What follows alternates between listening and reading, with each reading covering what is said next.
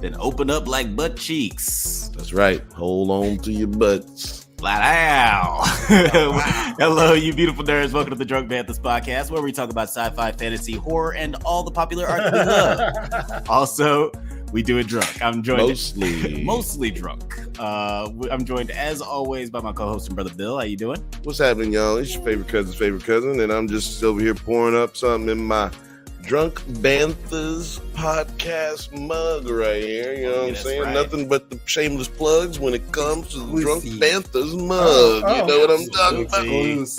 I got this Drunk Banthas. Where can I buy one of those? Oh, I'm glad that you asked, dear sir. Stealing a quote from Nine. I have a shop that you can find in the video description, where you can see all the hats,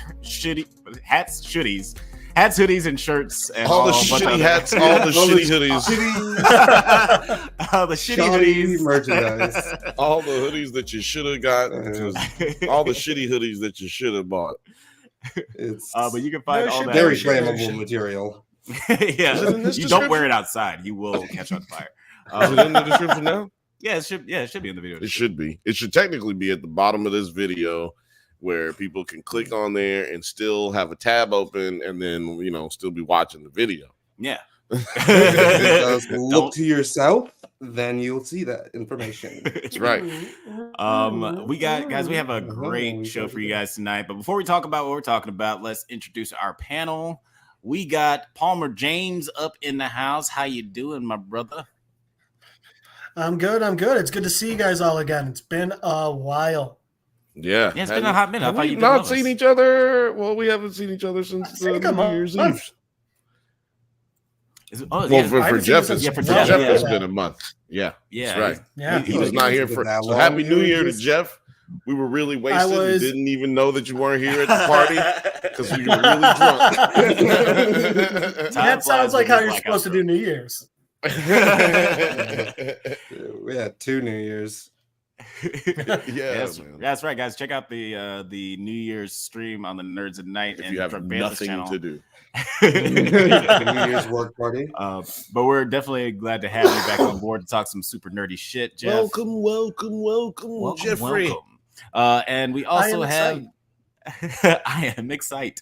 And we also have the creator of the Nine Nerd Yards channel. It is Nine himself. What is up, my guy? What's going on, fellas? I would say Happy New Year's, but yeah, we spent it together, so yeah, basically. Michigan is whooping Washington's ass right now. The game is probably over right now. I'm pretty sure it's over. My cousin's at the game. It's all said and done. I was actually supposed to go. Our cousin. I was going to be in Texas, but couldn't swing it. My friends were riding there from Michigan. It's like a 17-hour drive. And couldn't swing it. Yeah, no. Who wants to swing driving for 17 hours? Actually, that's more than 17 hours because you got to come back. It's gonna. I was like, I got shit. One way's longer. Yeah. One way's longer. I got than 17 shit to hours. do and not enough money. Yeah, you might as well just drive there and stay in Detroit. Just stay in Michigan. It's like, this is where I live now. If you're gonna drive. Stay in Texas.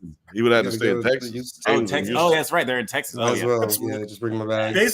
Basically what I did. It's like, I came here okay, Jeff, I'm hanging out at your place for a while. All right. I got movies. I'll be hanging out at your place for about 6 to 9 months. That's work up the urge to get back home. Yeah, I'm in between houses, and I mean 17 hours between houses. Fuck that! Just go stay at Terry's. He's never there. Yeah, that's true. That's actually a good point. Terry would be the best roommate. Actually, flashbacks right now. If you're in the vicinity of some big states and you need a place to stay, you might want to hit up there. He's a really good roommate. He's never there. You know what I'm saying? He's good with his money. You know what I'm saying? Take care. He might. If you're a woman, he might take care of you. You know what I'm saying? I don't know. You know what I mean? But it is a very multiplicity situation because one of his clones might still be staying there. So that's a fact. But shout out to Michael Keaton. Tyrone hangs out. Orphan Black. Tonight we are talking Monarch. We're talking For All Mankind. We're talking Rebel Moon. And as always, we're talking shit. But today we are starting our conversation a little late because this show did come out a couple months ago. But we're gearing up for the Drunkies Awards coming soon to you in about 2 months. And to be fair, it feels like a lot of people have just started watching this show because it ended up on. I look back and then I think it was on like 3 people. I watched best top 10 shows of 2023. Yeah, it's definitely been a sleeper hit. I'm just hearing critics every once in a while and being like, "Hey, there's this show I just started watching on Netflix. It's pretty incredible." Yeah, I feel like critics like us have been watching it and then didn't talk about it because they wanted to talk about the buzzworthy stuff. Yeah, the more popular shows. So it's cooler to talk about how bad the box office was for Marvels than it is to talk about how good a television show was that just came out that nobody's watching. Well, let's also be honest. It's not your best bet releasing a show in either the last week of November or the first week of December. Everyone is already running around nonstop. We don't have time to. Unless it's The Mandalorian. Yeah, the people will just make time to watch Star Wars shit and then immediately hate it. But yeah, we're talking about the Blue Eyed Samurai. I will make time to hate. Hashtag kill Sabine. Hashtag kill Sabine. Hashtag kill Sabine. I still haven't got anybody to hit me up with a hashtag kill Sabine on Twitter. So if you really want to, if you want a free T-shirt, all you have to do is hit us up on Twitter. You can add us and hashtag kill Sabine. That's all you gotta do. At Drunk Banthas. Now, if you're confused, he's talking about X now. Right. We don't use that typey site that looks like a porn site, but isn't. And before you, I know you're going on, but before you go on, I just want to say shout out to all the people who have signed up for the membership program, the join program on YouTube, on our YouTube channel. You can, it's 99 cents a month. If you want, if you feel like you can contribute, you get every video early, except the live stream, of course. But you'll get all of our videos early. Alex's drunk reviews, drunk analysis, any lists that we do, and you get the opportunity to help us drive this channel. Like, you get to choose what content we're going to make. So if you, whatever you suggest, we have polls that you'll be able to vote on, and but everybody will be able to vote on the Drunkies Awards. Don't worry. So, but yeah, sign up for that. And so you get some special, you get your plus your name is green in the chat. Exactly. So all these other normies know that you're better. Yeah, and you get me to shout you out like this. You get me to say shout out to Morgan for being a member, and shout out to Rachel V for being a member, contributing. We appreciate y'all. You want your name shouted out? Hit me up, baby. Hit me up. Yeah, we definitely appreciate you guys. And we also appreciate all the people who've been voting because we needed a little help figuring out the last video we're going to be doing for Does It Hold Up Black History Month. And we love that you guys have been voting on that. Really appreciate it. Seems like Nutty Professor is going to be the winner. Man, I don't have a lighter. Oh, Lord. But moving right along, let's talk about what we're talking about. Bill says I don't have a lighter, and I start looking around like I can give him one. So I got one right here, man. Guys. Why can't anyone just have a lighter to give me? Right? I have like 4 lighters in my pocket that is not Penny on is fucking whack. I still the ton of matches from the candle company. Matches come in clutch sometimes, though. Oh man, matches and they're the stick matches too. Yeah, like there have been so many times where I'm trying to smoke weed, and then like I'll find a match, and I'll be like Bruce Willis in Fifth Element. We're like, don't breathe. What do you mean stick matches? Like the long ones, as opposed to what? Yeah, what other match? Do they have metal matches? They have like the matchbook matches. Oh, my God, they're the flimsy pieces. Yeah. cardboard like matches. Now those one you definitely had to like say some Hail Marys and like give it up to God before you try to strike one of those. You need Jesus on your side. Seriously, go to church before you light one of them bitches. It ripped. These guys, as opposed to like the shitty little match book. Yeah, right. Dirty. Yeah, you know, matches were actually created after lighters. Really? Roll time. That seems like we're hustling backwards, but right. What do you got written down there? Well, I was gonna say we should probably talk about nerd stuff. We're talking about Netflix's Blue Eye Samurai. Just a quick description of the premise. During Japan's Edo period, the 17th century, half white, half Japanese woman Mizu quests for vengeance against 4 white men, one of whom is her father, who illegally remained in Japan during the closing of its borders of the Tokugawa shogunate. Yeah. This show was very racist. It's very racist in this world. Like most of the characters, like the whole world is racist. The world is our racist. Main character. Yeah. I mean, the world is racist. Period. Right now, I don't care what time period we're in. The world is racist. Yeah, that's one thing that's the evergreen theme. Unfortunately, in entertainment, you can always talk about racism, and it's relative. Does it? Does racism a tale as old 4 white people in Japan.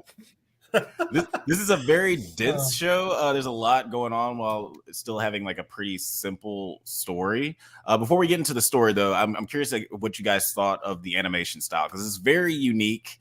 I didn't think that I was even going to like it, because there's like this Batman anime movie that came out a little while ago that I fucking hated, specifically because of the animation. Batman Ninja? Batman Ninja. It was a sort of that movie. It was so stupid. Batman Ninja was just dumb. It wasn't a bad animation, but it was really bad. Like a dumb. It was a really dumb. The problem with Batman Ninja was they tried taking like 5 different types of anime genres and doing them all in one fucking movie. And it sucked. Pick one and stick with it. But back to this one. Yeah, it definitely didn't have a straight lane. And to your point, like Scott Pilgrim even chose a different style of anime than this chooses, but it works really well for itself. But Jeff, like, how did you feel about the animation style? Yeah, let's ask our resident anime nerds. I was very interested with it. It reminded me a lot of there was a Cartoon Network show a while back called like Skyhawks or something. Which this kind of reminded me of. So like Skyhawks was one of those ones where kind of like reboot, where it tries taking the CGI, but it's like only CGI, and it's like, okay, that we get it. You're trying to show us that like computers are impressive, but like maybe you're relying a little too much on it. I think Blue Eyed Samurai didn't make that mistake. I think they were smart enough to use CGI to their advantage while still using some more traditional. It didn't look like a computer made it. It looked like a human drew it, conceived of it all, and then they used a computer to kind of amp it up. And I thought that was a good call. Was it CGI in there? Was it used? Because there seemed like to me there was some motion capture moments. Yes, some of the motions seem so fluid. I was like, "There's no way they didn't." Well, also the facial plot points that the way that the face moved at certain points. I wish I looked up anything on the I can tell you something, guys. If that's what you came here for, you need to go on over to Heavy Spoilers or somebody else. But guess what? I'll stop you right now. They didn't cover it. So how about that? There you go. How about that? Because they don't care about Asian people. We care about Asian people. You know what I'm saying? We not racist. They even made the show half white for y'all. Like, right. Y'all still wasn't fucking with it. Still wasn't fucking with it. How did you feel about they kept calling white people the devil. That's why. Man, I'm sorry. 4 white guys in the country and they all have blue eyes? Racist. Yeah, that, to be honest with you, all other white people without blue eyes How should dare be they? upset. They should totally be mad. Like, goddamn, can't nobody take over an island except blue-eyed white people? Our brown-eyed grandfather was just as racist and tyrannical as anybody else. What about you, Nine? How did you feel about the animation style for this one? No, I think you guys said it, because it looked really good, and it definitely could have been bad. especially with the amount of CGI elements. But I think what they did, like what I noticed is that like in the background, or like a lot of the backgrounds were like not CGI at all, right? Or something. Like I think they usually they're like hand drawn or like painted or something. I don't know. I was watching it on my fucking TV. It's an OLED. I love it to death. You know, I can't stop talking about it. But it just looks stunning. It just like was breaking out the screen, and it looked really cool. Yeah, I agree. It definitely kind of reminded me of Klaus in the way that they mixed the CGI with the hand-drawn style to make it just feel very natural. Sorry, that book is bothering me. That's gonna tear. Careful. But how did you feel about like the action in this one, Bill? Like it's good. I thought you never asked me, Alex, because you asked everybody else before me. And then you answered right when I was trying to answer. I'm joking. Our opinions aren't important. I'm joking. Actually, I really was prepared for you not to ask me. And then from in the middle of the next statement, just start talking about it. But I loved the animation of this show. I don't really be giving a fuck about the animation as long as it's not shitty. Like, you know what I'm saying? As long as I'm not watching a Barbie straight to DVD movie, then like I'm good. Then I'm good, dog. If I'm not watching like Paw Patrol or some shit. Exactly, man. Like, goddamn, as long as it's not pound, like what's the other one? The puppies? No, that's Paw Patrol. Paw Patrol. Yeah. What's the other one with the trucks? Bob the Builder? Truck Patrol. That's just funny. But anyway, look, I haven't had a toddler in Thomas quite the Tank some time. Engine. I haven't had a toddler in quite some time. This little nigga be watching all kinds of shit now. But look, but the story, man, this story was deep. Yeah, for sure. This story had some depth to it, man. And you know, I like how they explored the racial elements like we talked about earlier. Of nobody said the word vape one time, but that's what this is. That's clearly what happened. It's clearly a vape. The main character was vaped, or her mom was vaped. She's a product of vape. You know. Yeah. So it's just interesting that they would go into that subject matter and, you know, touch on that in a cartoon. You know what I mean? Right. Like, no, regardless of what the subject, like, regardless of how violent they plan on being, the subject matter of an animated series is usually not this. And what I'd say, not controversial, but you know, or violent, adult themed. Yeah. Okay, adult themed. I didn't want to say that because it sounds like a party. And this is not that kind of party. No. It actually felt like, you know, it felt like Tupac inspired almost, though. Like almost like Brenda's got a baby type inspiration in it. Like, you know what I mean? They do love the Tupac in Japan. So. You know, speaking of, like, actually, before we get into the story, like, just since you brought that up really quickly, I want to talk about the needle drops for a second, because I'm not usually a fan of music outside of the era that the show is being made in. I didn't like that first drop. I was like, whoa, what the fuck is going on? I didn't like the Kill Bill needle drop. Whom the bell tolls? That shit. Whom the bell tolls, though? That shit fucked. Every one of these needle drops slapped. I do want to explain my words earlier. For those who don't watch the show all the time, excuse me, they vape. When I say vape, it's the V is to replace an R, so as not to be able to say that word. Non-consensual adult hugging. So we don't say that word, so YouTube doesn't have any problems. We'd appreciate it if y'all use that word as well in the chat, so that, you know, we don't have any, like, you know, I don't know, terms of service agreements problems. I don't know. Like, YouTube don't like that stuff. So we vape here. We don't vape here. Yeah, we don't vape here. We don't vape here. No. We actually do vape shame. But so I guess bringing it all the way back around. We do vape shame. Vape shame here. Hashtag vape shame. But I will say, though. No, go ahead, Jeff. I was just going to say, well, this one wasn't made in Japan, so it's technically not an anime. Yeah. Anime in general, especially ones made in Japan, you don't tend to hear about the very heavily themed ones, but a lot of them are. Where the fuck was this made? I mean, this was French Canadian. Oh shit! So it's Fanimation. Fucking-animation? You don't like that? You know why I like I don't know. Where is Noah when you need him? Cabanimation. Where is Noah when you need him? No one's always here to laugh at all my jokes, man. But I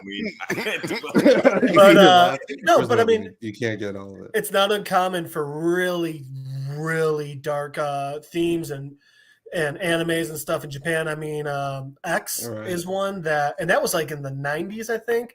That one was fucked. Oh yes. Oh wait, so look, for those who are new to the channel, Jeff has Jeff has a huge trunk. It's actually small, just has very deep, and he will pull random things out of it just as we're talking about them in random conversation. Yeah, I'm pretty sure he stole Santa's sack long time ago, and he just pulls random toys out. That is disgusting. Speaking of, I rewatched Violent Night. Only if every time you hear sack, you think of nuts. Violent Night. It was so good. Oh, it was so good. Maybe next Christmas for Doesn't Hold Up. I don't know.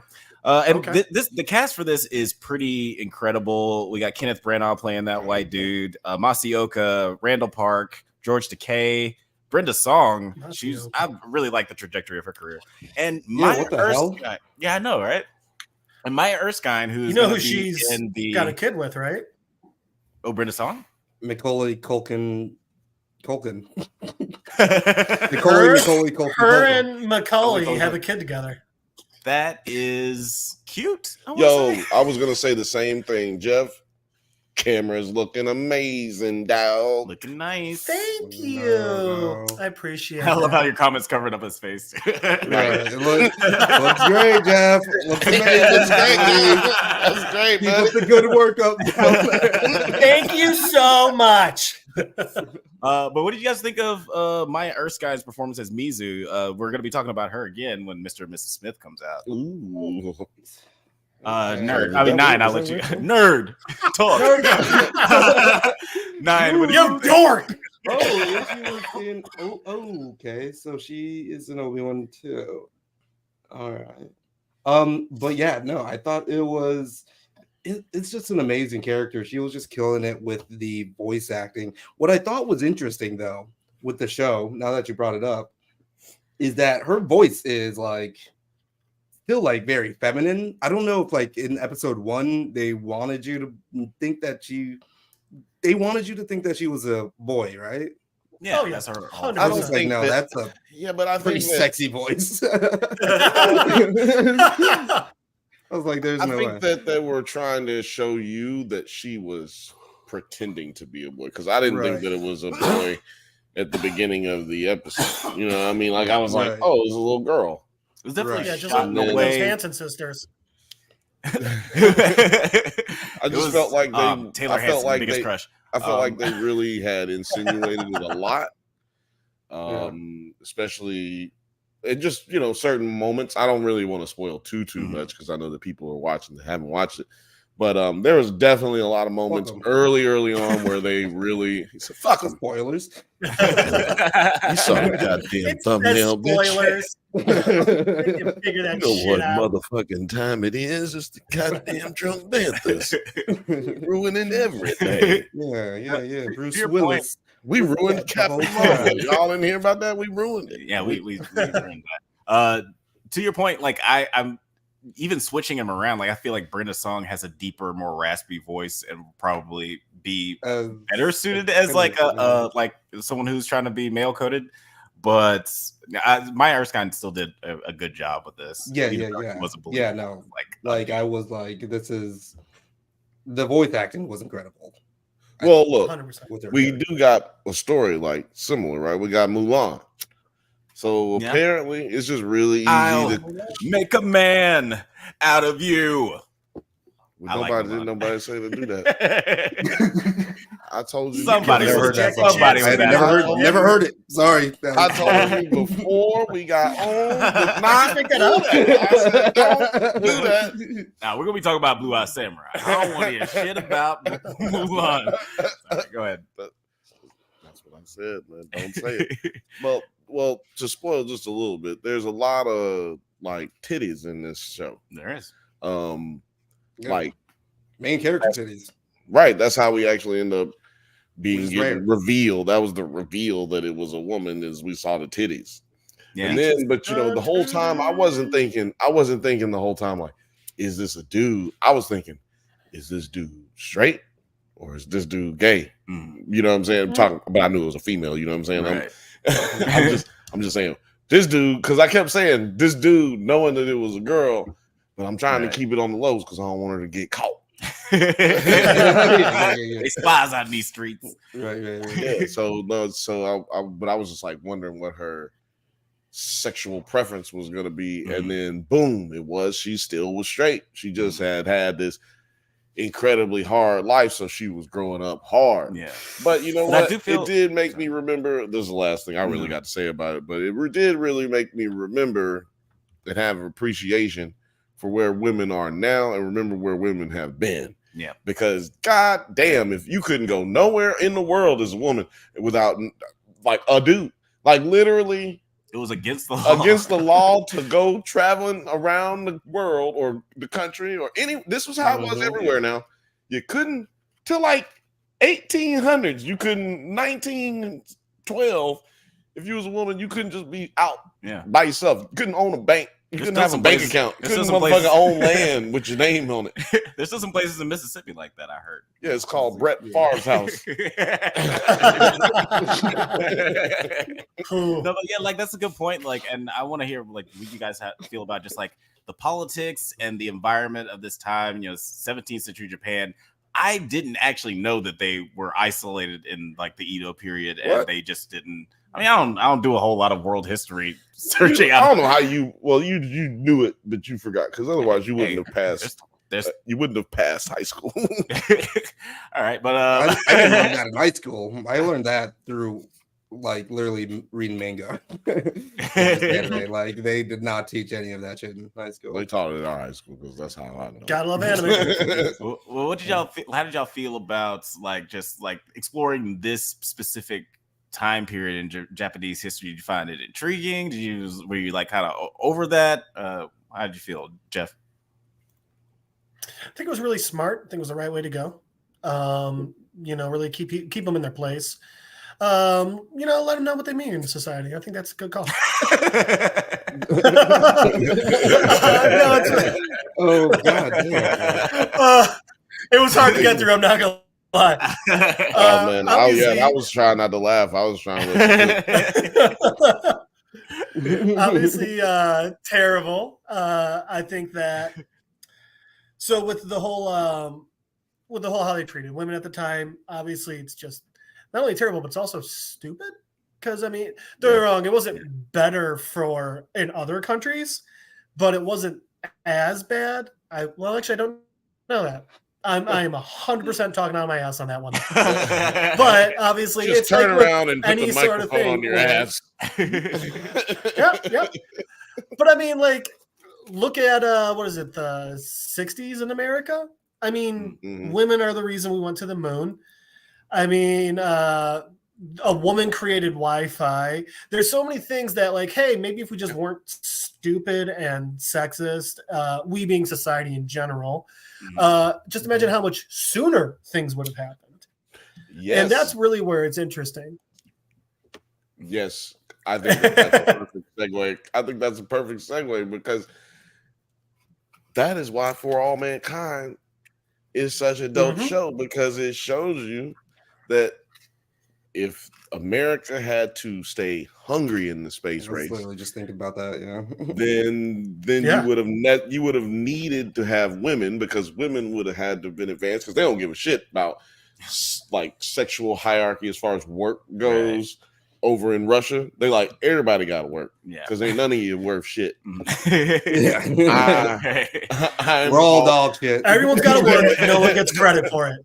Exactly. Like, so it helps. It behooves us as a society to have every single person for all mankind for the working at the betterment, because women are smart, man. Yeah, women are smart, man. Shout out to Tracy Stevens. And sometimes dudes, look, first of all y'all are stupid. We're all stupid, right? People are dumb. People are just dumb. Mostly. I'm just saying, right? So we can't exclude any sex. Person is smart. If we come up with different sexes, we need all of them too. Yeah. You know what I'm saying? We need everybody, because there's only so many smart people out there. We need every single one of y'all to come to bat. Yeah, one of the best parts of this show, like I kind of fell in love with this show at the end of the first episode when our Mizu, our hero, like she tears through this whole dojo, and she has this, like, she meets her equal in a sense with this character Taigen. And then she do a Goku, and then she pulls a straight Goku, bro.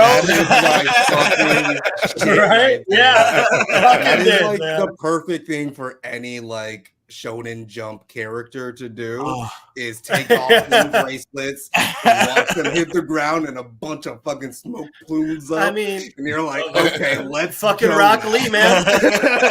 Rock Lee. Rock Lee almost took out Gaara, and he's got no ninjutsu. Bro, let's talk about Taijutsu having bitch. Let's talk about those action scenes real quick before we move on. How did y'all feel, Nine? How did you feel about a lot of these action scenes? Because I felt like they were dope as fuck. Like, I thought like it's a lot of stuff that you couldn't do or it would cost a lot of money to do in preparation to do. They did it in this animated show, and it cost nothing. You know what I'm saying? It costs way less than it would to do, because we make animators are slaves. So they don't matter. They're basically like women in Edo. Aren't they all women? I don't know. But yeah, Nine, how'd you no, I really loved the fight scene and the choreography. And actually, let me just pull this up too, because I just wanted to, since we didn't know anything about the show, I just figured out look at this clip. Because this is how they got a lot of their references, it looks like. Yeah. Okay.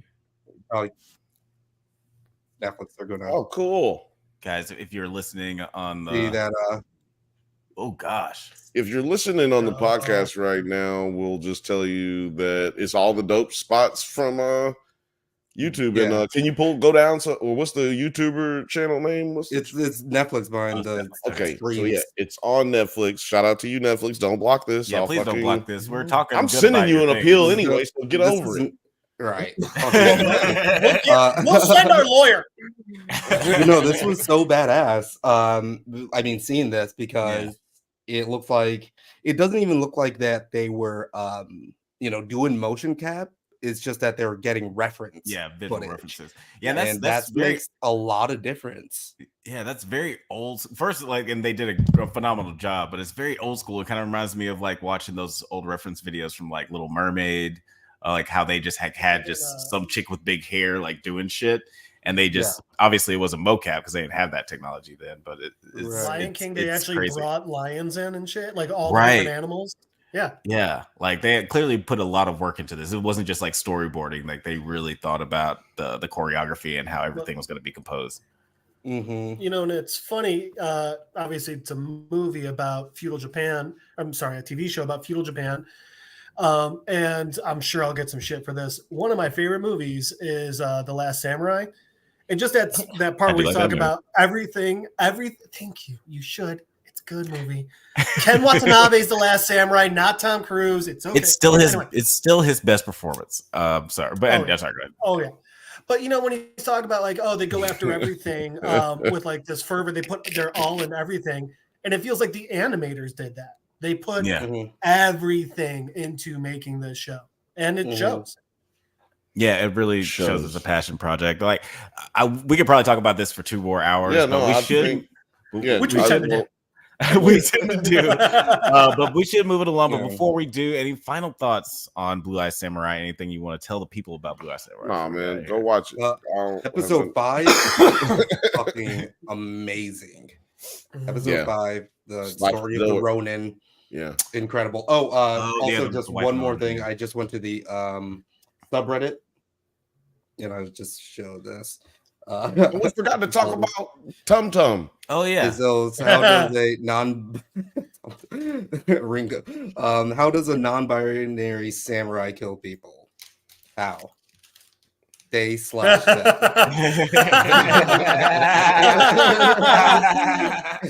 All right, that's good. That's pretty good. That's like the dad joke of pronouns. That's a really good one. But that's a good one. It's just fitting for the show. Moving right along, we are going to be talking about the Monarch. Legacy of Monsters. The penultimate episode of this first season. By the way, we will be next week talking about the Venture Brothers movie. Just because that's my favorite show. Oh, yeah, that's right. And it's one of my also favorite shows. A Drunkies nominee. It's also a Drunkies nominee. So we will be talking about Drunkies nominees all till we get to them. You know what I'm saying? We'll be trickling them in there, just talking about them. Just trickling. Trickle. And you get to vote on the Drunkies, by the way. You vote. You. My man is very excited about that. Yeah. Appreciate that, man. So this is the penultimate episode 9, Axis Mundi. I don't know if that. What does that mean? It's probably Latin, but I was like, I'm not looking this up for this show that thinks it's smart because it has a Latin title. Oh, good. Just so we're not hopping back and forth, in and just like for my own. Is... Trickle down drunken knowledge. Jeff has the answer. In astronomy, axis mundi is the Latin term for the axis of the Earth between celestial poles. Look, nigga, see you be knowing Latin. Coordinate system. This is the axis of rotation of the celestial sphere. Okay. You be knowing Latin. That's and they had a sphere. Yeah, I sure do. They do. No, yeah, Alex, it makes sense. Alex, he said, I think it's Latin. I don't know. I ain't look it up, but he knew it was Latin. Listen to him. It felt very Latin because I didn't understand it. Right. But just like for gibberish. It's definitely Latin. Yeah, that's definitely a dead language. Just so we're not hopping back and forth, and like for my sanity, we're just gonna go in like order of timelines. You got it, Alex. We're gonna go 1962, 1982, and then 2015. Right. So in 1962, Sean volunteers to lead Operation Hourglass, an expedition into the Hollow Earth. Very cute name considering Monarch's logo that looks like a hourglass. But Suzuki's Titan lure is used to induce a partial Titan emergence and stabilize a rift. During the launch, the rift abruptly destabilizes and closes, and Puckett informs Randa that Monarch's funding has been cut due to the loss of life from Operation Hourglass. Meanwhile, Shaw's stranded team is killed by an ion dragon, cool name, while he is sucked back through the rift. Why wasn't he just honest and say, look, we're canceling this program because you almost sucked me into a goddamn hole? Why didn't he say that? Yeah, that sound more just, look, that's what it say on paper, Bill, but you almost goddamn killed me. See, I was on the front row of this motherfucking suction whole earth thing, and I almost died, man. So fucking cutting the cord, man. This is fucking ridiculous. We gotta shut this down. Y'all are fucking crazy. What if y'all been out there by yourself? We never even known what happened to you. Yeah, and the logic behind them cutting funding is what bothers me. I'll get to that, I guess, in a little bit. But how did you guys think of like the sequence and just seeing poor little baby hero? He's got to see one parental figure after another just die. How did you guys feel about this scene? 9? I cut out there for a little bit. You start thinking about but to be honest, look, I had to go the thing take a shit. is that I don't care. That's how I literally feel about all of that. Who cares? A little bit too late for me, my guys. You know you don't care about a show when you are on your phone on Instagram while the show is on, but then you look up and you're like, oh shit, I missed something. But you just keep it playing. Right. It's not live TV. You could just go backwards. But yeah. Go backwards. You just like, no, fuck that. I guess I missed that. Yeah. Yeah, I mean, it's sorry. I feel sorry for him, you know. Yeah. Yeah. Clearly you're really torn up about it. You know. Hero. Niggas die every day, B. How did you feel about this scene, Bill? Just like about the section of, or did you already say how you felt about this scene? You didn't say it. No. How did you feel about this scene? I'll be forgetting. Morning. Reading marijuana impairs the memory. Are you reading my mind? Open your mind. No, but once every episode. There has to be one every episode. It does. It's always gonna happen. I don't know where you think it's going. I liked this episode in the sense that I finally got some answers, right? Right. Like we finally know something. And I have only cared about the three characters. Is it sad that I don't care about Baby Hero? I don't care about Baby Hero. I mean, he's a new character. Baby Hero. He seemed like a little punk. Well, his mom died. And his dad died. Dead. Well, to he him, ain't dead either. Well, no, his real dad. Oh, he don't know that.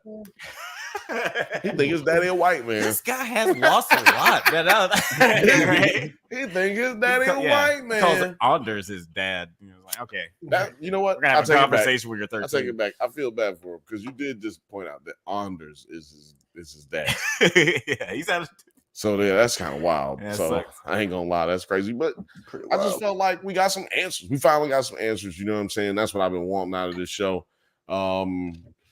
We got not an explanation, but a confirmation that you don't die or your body don't implode because you go down there without a little container. Right. And actually, we saw that Lee's bubble sphere thing that they went down in, it actually almost imploded. He was giving out maydays that they were imploding.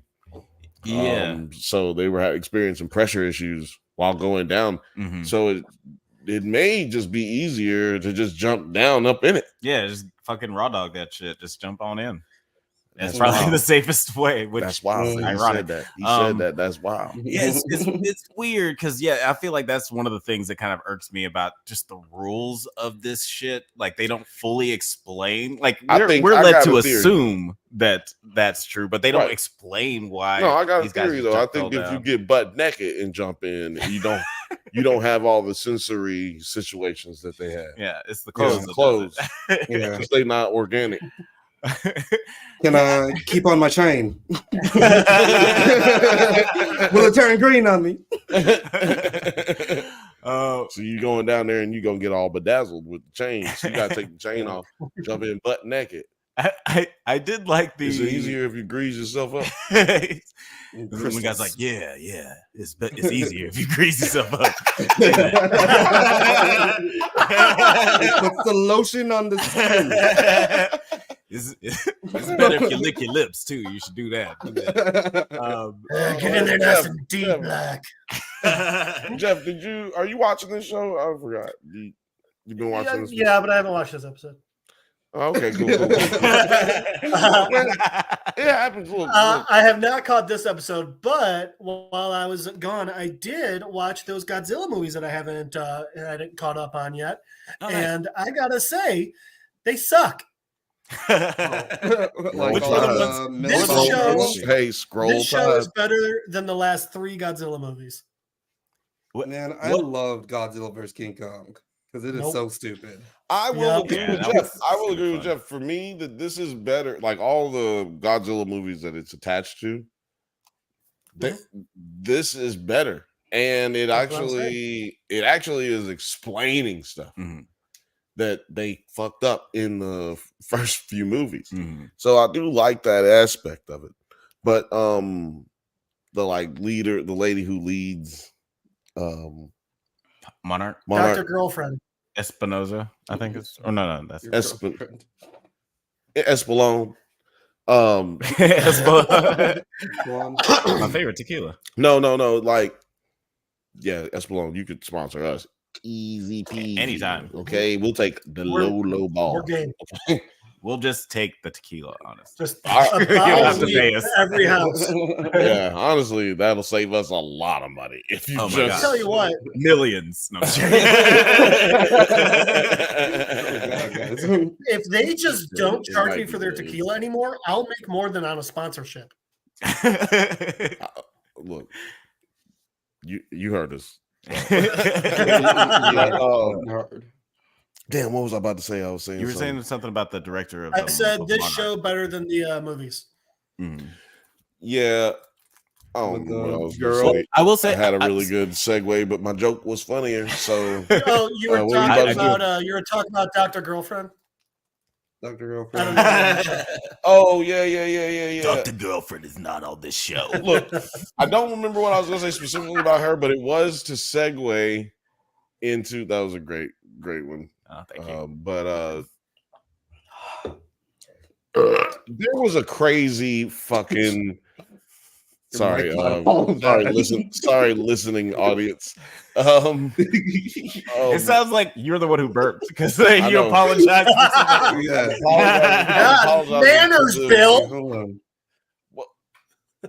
There was a scene in this episode where they played the goddamn trap song that had nothing to do with nothing.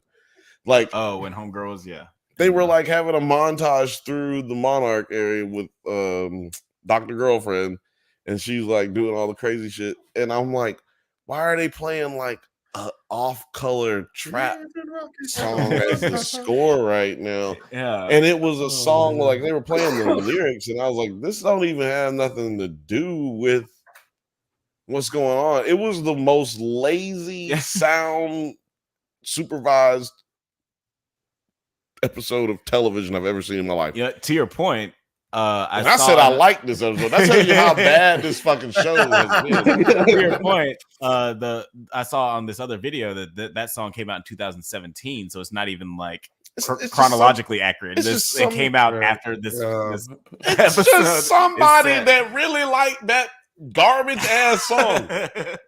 What song is that? I'm trying to. Nicki Minaj song. Oh my god, I can't even remember what it was, but it was fucking bad, and it had no place in Monarch. A song that has a score that is fucking dope.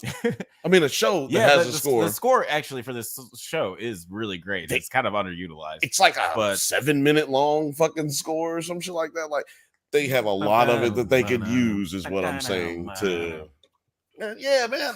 If you're watching, you came over from Instagram at Drunk Banthas at Drunk Banthas on Instagram, and you hit the link and you came from over there, you heard the little theme song, and that's what I'm talking about, man. That shit is dope. Yeah, it makes you think, oh, okay, this show is good. Like right before it starts. Actually, the cold opens be lit. Cold opens are usually pretty good. The cold opens be lit unless May is in them. And I will say that. How do you feel about May? Oh, I fucking hate May. She's the worst character. Okay, because I have to ask you that. See, this is when I do my Joe button.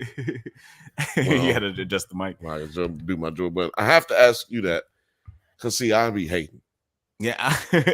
Well, people say I be hating. You know what I'm saying? Right. So I have to ask you because you give them some chances. You know what I'm saying? Yeah. You give them some love. And I do really like KirstYn Clemens as an actress. Sweetheart is like such a great movie. Check that out. I'm Shannon Sharp. But I'm Shannon Sharp and he Ocho Cinco.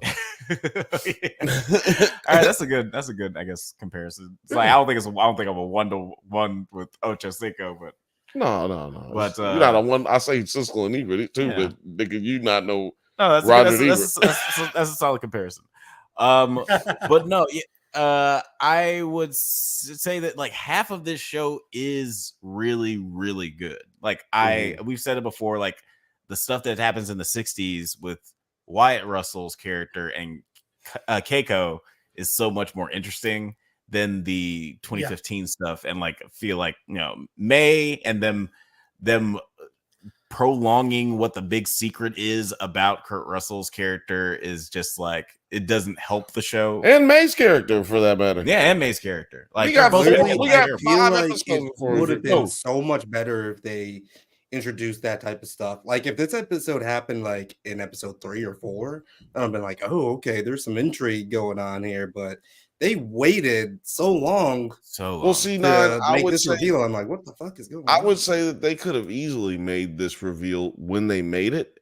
They just needed to speed all that May shit up. That May shit should have been in episode 2 or 3. Like we shouldn't have had to spend so long looking for a guy, Hero, who we don't even fucking find when we find him. He fucking runs off, and we don't even get to hear him talk. So, like, okay, so they could pay him less. Exactly. So we could have just had, like, after we figure out that Hero has 2 families. After we find out that Hero is black and from the South,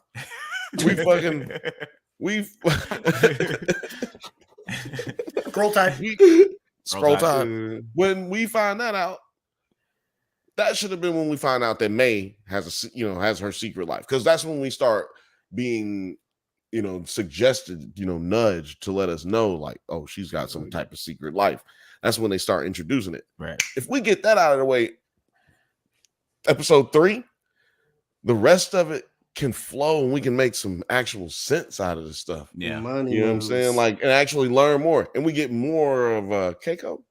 Yeah, Dr. Keiko, my MVP of the show. Cannot wait to talk about her later, because there's some wild shit with her character at the end of this episode. But actually, let's go ahead and move to 1982, because that pretty much brings us to 1982. Shaw goes into the portal. He pops out in 1982, which seems like it's only been minutes, but I guess we'll get to that a little bit later. Seconds. Holding a nurse, Amiko, hostage and demanding to see Randa after he wakes up in the Japanese hospital. Shaw is met by an adult Hiroshi. Hiroshi informs him that Randa has died and that Monarch intends to abandon their mission in favor of leaving the Titans undisturbed. Shaw is placed under house arrest in basically an old folks home. This was kind of interesting. I have a few questions about all of like the logistics of him being dropped in this portal. But 9, do you feel like did they explain like whether he was down there for minutes or hours or days or just? I kind of felt that the reveal was kind of like just I don't know if they got the pacing right for that kind of reveal, because they didn't hit that sweet spot where it was like,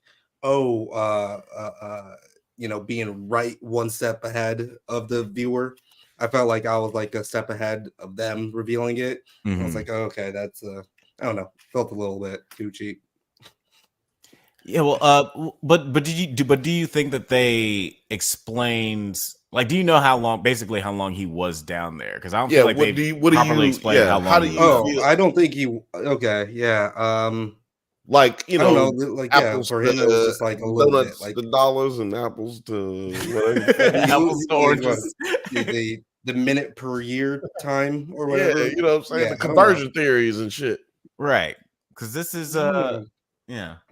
Is it transitive? No, I'm joking. I'm gonna just start saying Well, I do like the scene where he's explaining in a very technical and like militaristic, like as if he's writing a report kind of way of how things happen, and we get these very like Zack Snyder 300 kind of shots of very light. You mean these Zack Snyder 300 shots? Zack Snyder clearly worked on this day. Brought him in to direct this one scene. He was walking by the editing bay one day and hey, what you guys doing? Slow you guys see down. Rebel Moon? Oh no, you shouldn't do it like that. Hold on.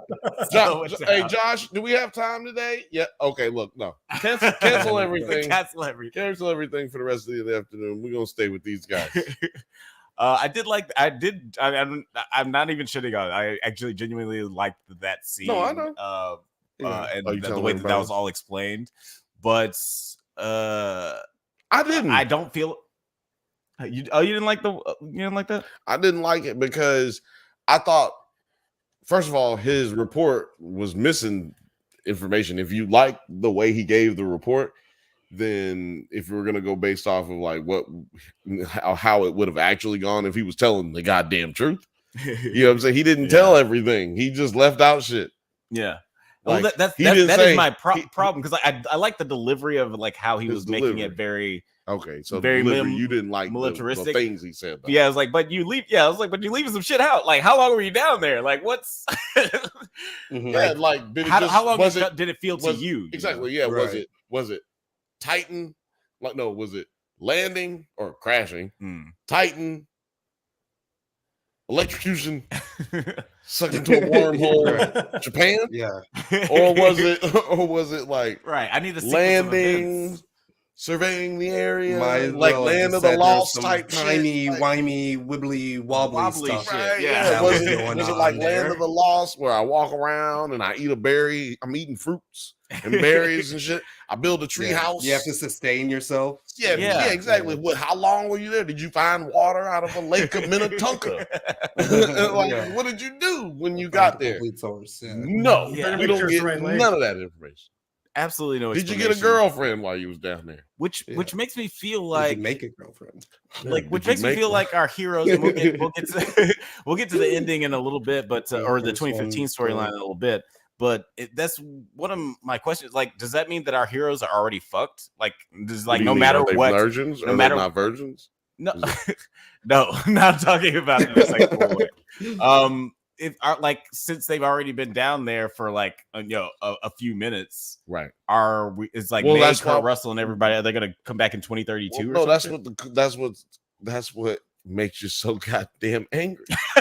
It's because they didn't tell us that. They didn't tell us how long he was down there, so you don't know how long they got to be down there. Right. We don't know. Now, maybe that makes sense. Now, you know what? Maybe that makes sense for people, for other people. Maybe that's what's bringing people back. Like, oh, man, now I need to know. Oh, shit. Did you see? They ain't tell nobody. But they see, but they ain't say how long it take to be down there. Like, now I'll be like, how about we don't? Only if someone came at me just like that, I'll be like, nah, I think I'm good on this. I'm okay. I'm going to watch that. No, but there's a scenario that somebody else has been watching. Yeah. So like, goddamn, I don't take it that serious. This is what I have happened to me in the streets. You know what I'm saying? That's why I've been taking it to the streets. One of my friends to the streets.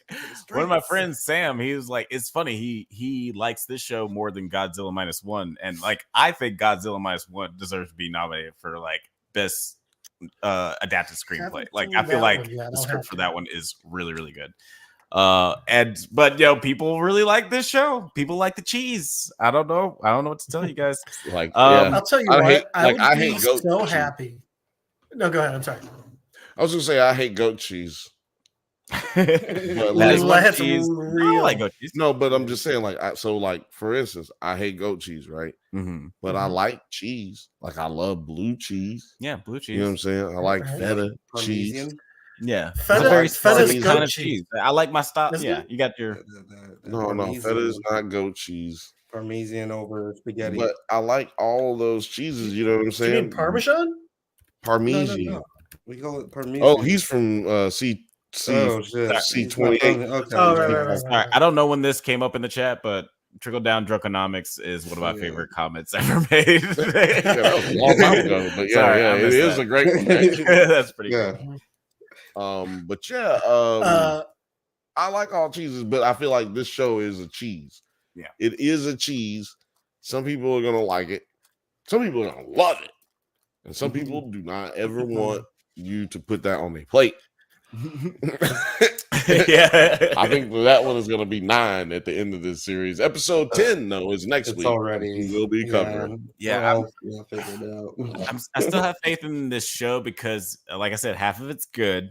Speaking of which, like, but can't sustain. I'm curious how they're gonna end it. But yeah, like we do have this, like, you know, this scene between Hiroshi and Kentaro where Kentaro tells Hiroshi that Kate's dead. Big tears. He also told him he was a bitch. Yeah, he said, "Dad, you was a straight bitch. Get your ass up off the goddamn floor." He said, "I'll tell your mama you ain't shit." But you know what's crazy about that? Kate just met his mama. Yeah. Ooh, so he can tell. Yeah. Eventually, he probably will be able to tell his mama that he ain't shit. Oh man, let's see if that happens in the finale.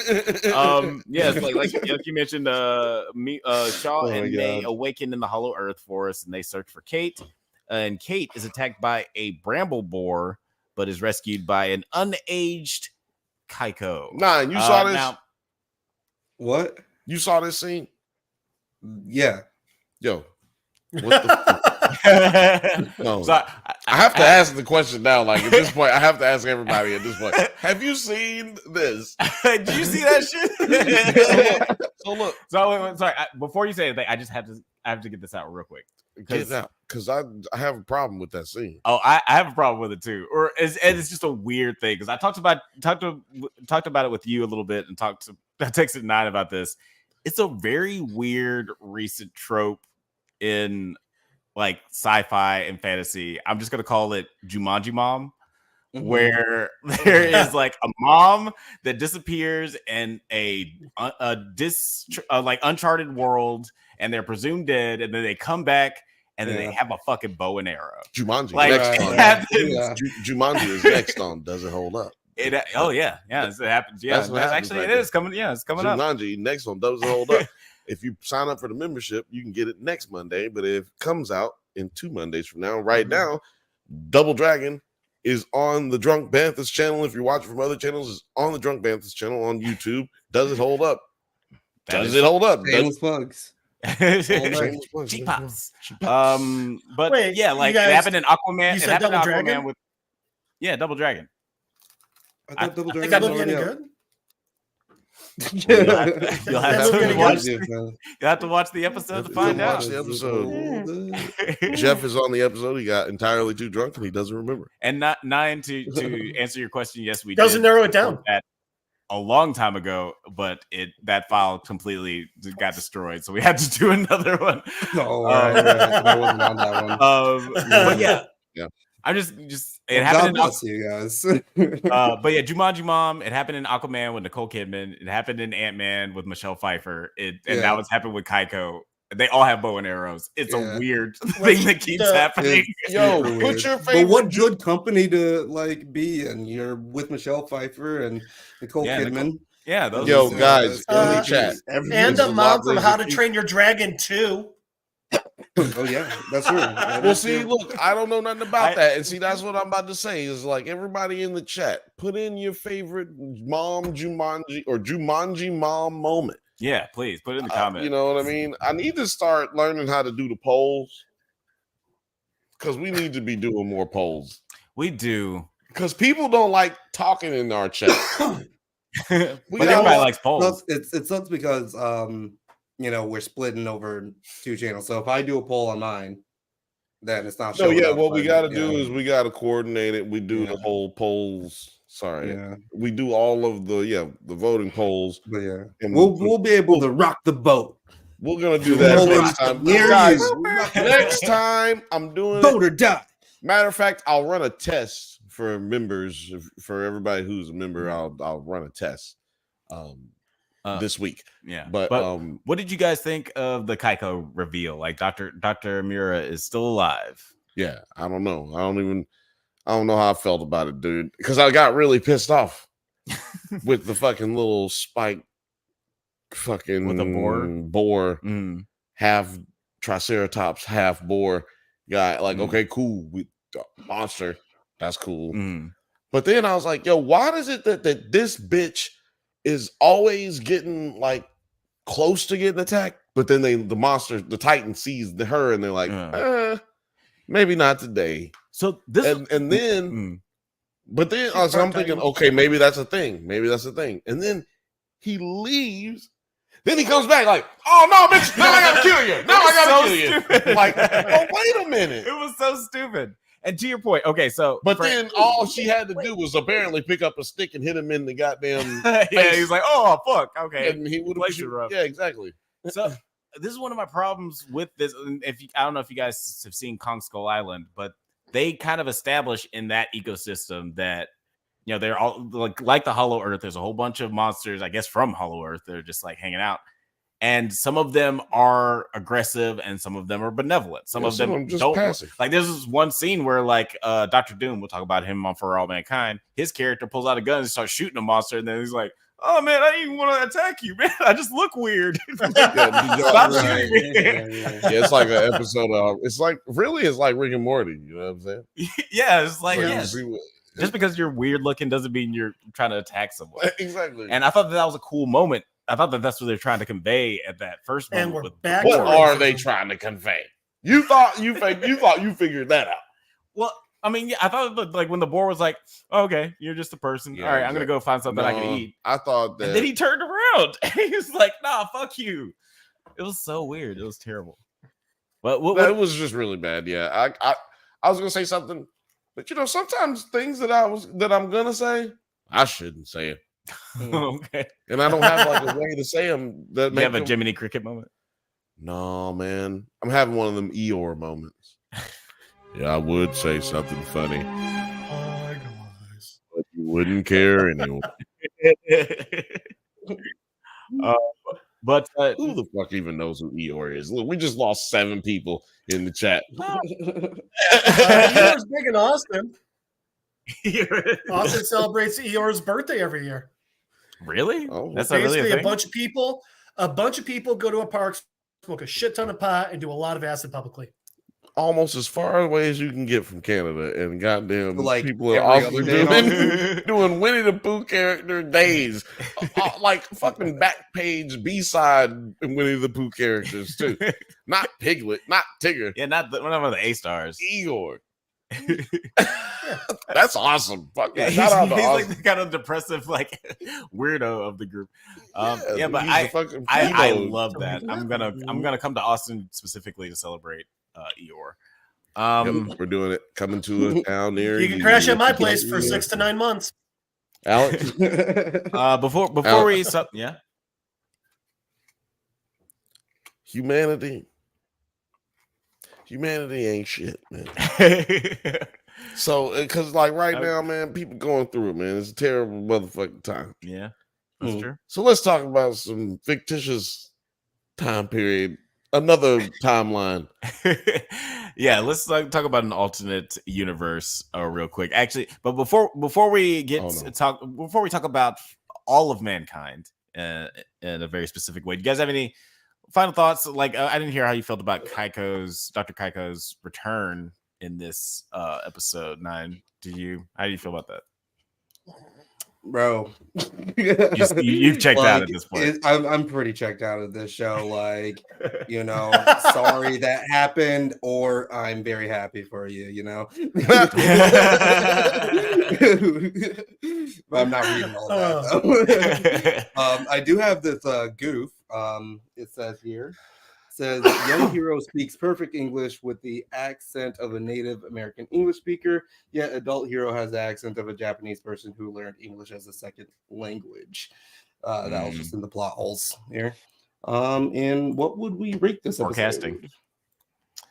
Man, I would say this is a solid 6 for me.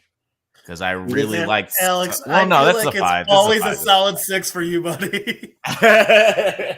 Bill, it's crazy because he'll give something a solid 6, and then he'll give the crazy bad episode a 9 or an 8, and it's wild.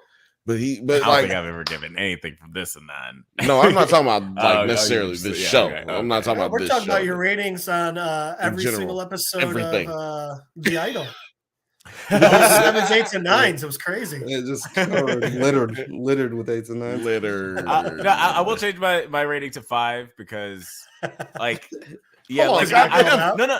Wait a minute. You don't get to change your rating now. Of course I do. This is America. No, this is the goddamn Drunk Banthas podcast. We international. We in Russia. You can change your rating at any time on IMDb. They don't lock it after you make your vote. But no, I'll just say because I always should lock it. I've contended. I'm never going back. I've always contended that this show is half good, and when they focus on one half, those episodes are better than the episodes where they don't.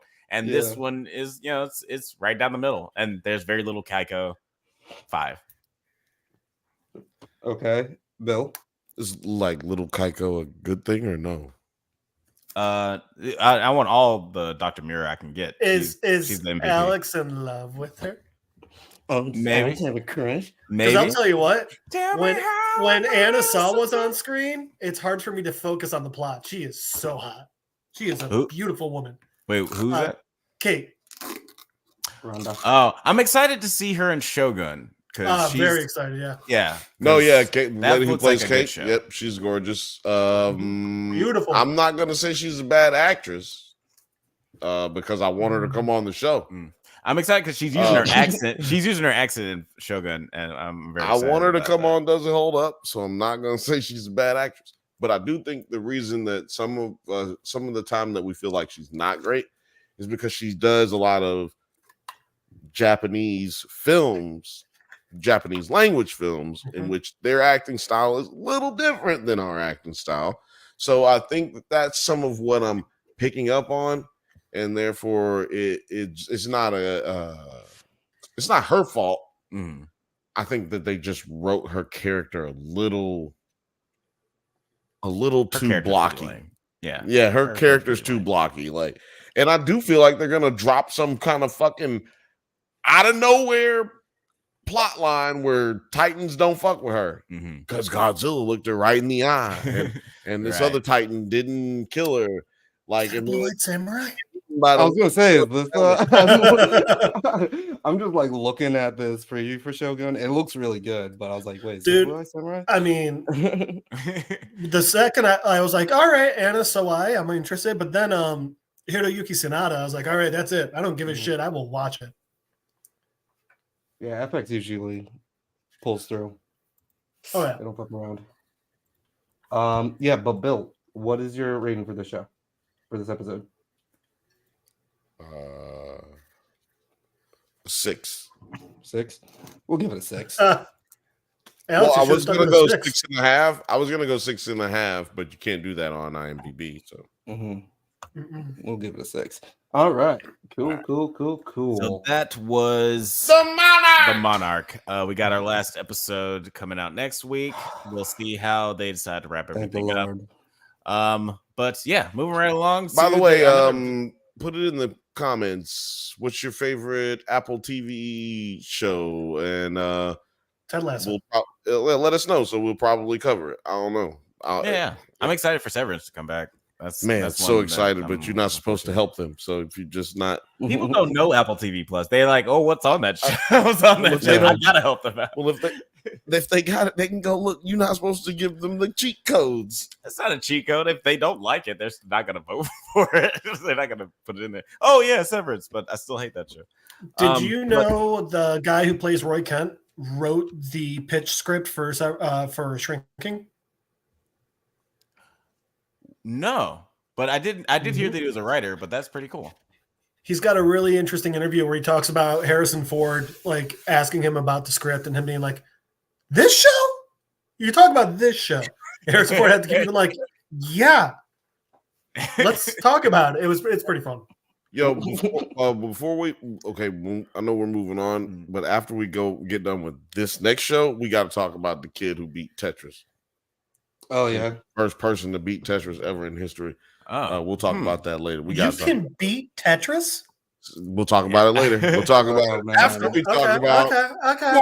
Oh man, yeah. There's a grown woman that would have been a good Gotham Gazette. Gotham Gazette is eventually coming back. We just need to get our shit together. Yeah. Jeff, well, no, I'll talk to you about it. I was about to say something. I'll talk to you about it afterwards. Jeff. Jeff, you said Jeff and Morgan, y'all said Ted Lasso in the chat. Were y'all naming y'all's favorite Jumanji mom, or is that just yes? Both. Okay. My favorite Jumanji mom's above that. Yeah, that's where are you? Oh, okay. No, Ted Lasso is favorite Apple TV show. Okay, yeah. That's a good one. I really liked. I haven't seen the next third tattoo. Yes, by the way, guys, I know it says Palmer James, but that is Jeff, who is on our show right now, participating in the chat. Y'all can, chat with him. He's gonna chat you up. Alex, I'm a dork and I like talking. Hey, that's where we're all here. And we're talking about For All Mankind season 4, episode 9, Brazil. That's right. Get the chats up. Let's go. It's a pretty good title. Sam breaks the discriminator, forcing Ranger to replace it, allowing Dev's team access to Ranger and an opportunity to bring Goldilocks into Mars's orbit instead of Earth. Lee pledges North Korean support for the operation, promising to ensure that no one gets caught. And then the North Korean commander investigates the ops comm built by Dev's team, but is knocked out and choked by Lee. Yo, I just want to say this before we move on. I love talking about this show.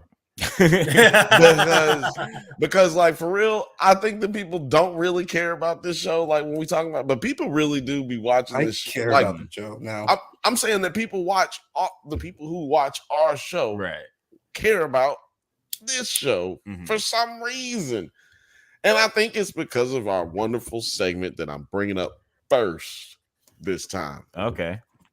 It's our segment. No, it's our segment with 9 from 9 Nerd Yards. Oh, is this It's okay. For all meme kind. For all meme kind. Okay. That actually helps me, so that way I can like check out. So look, no, just because before he brings up some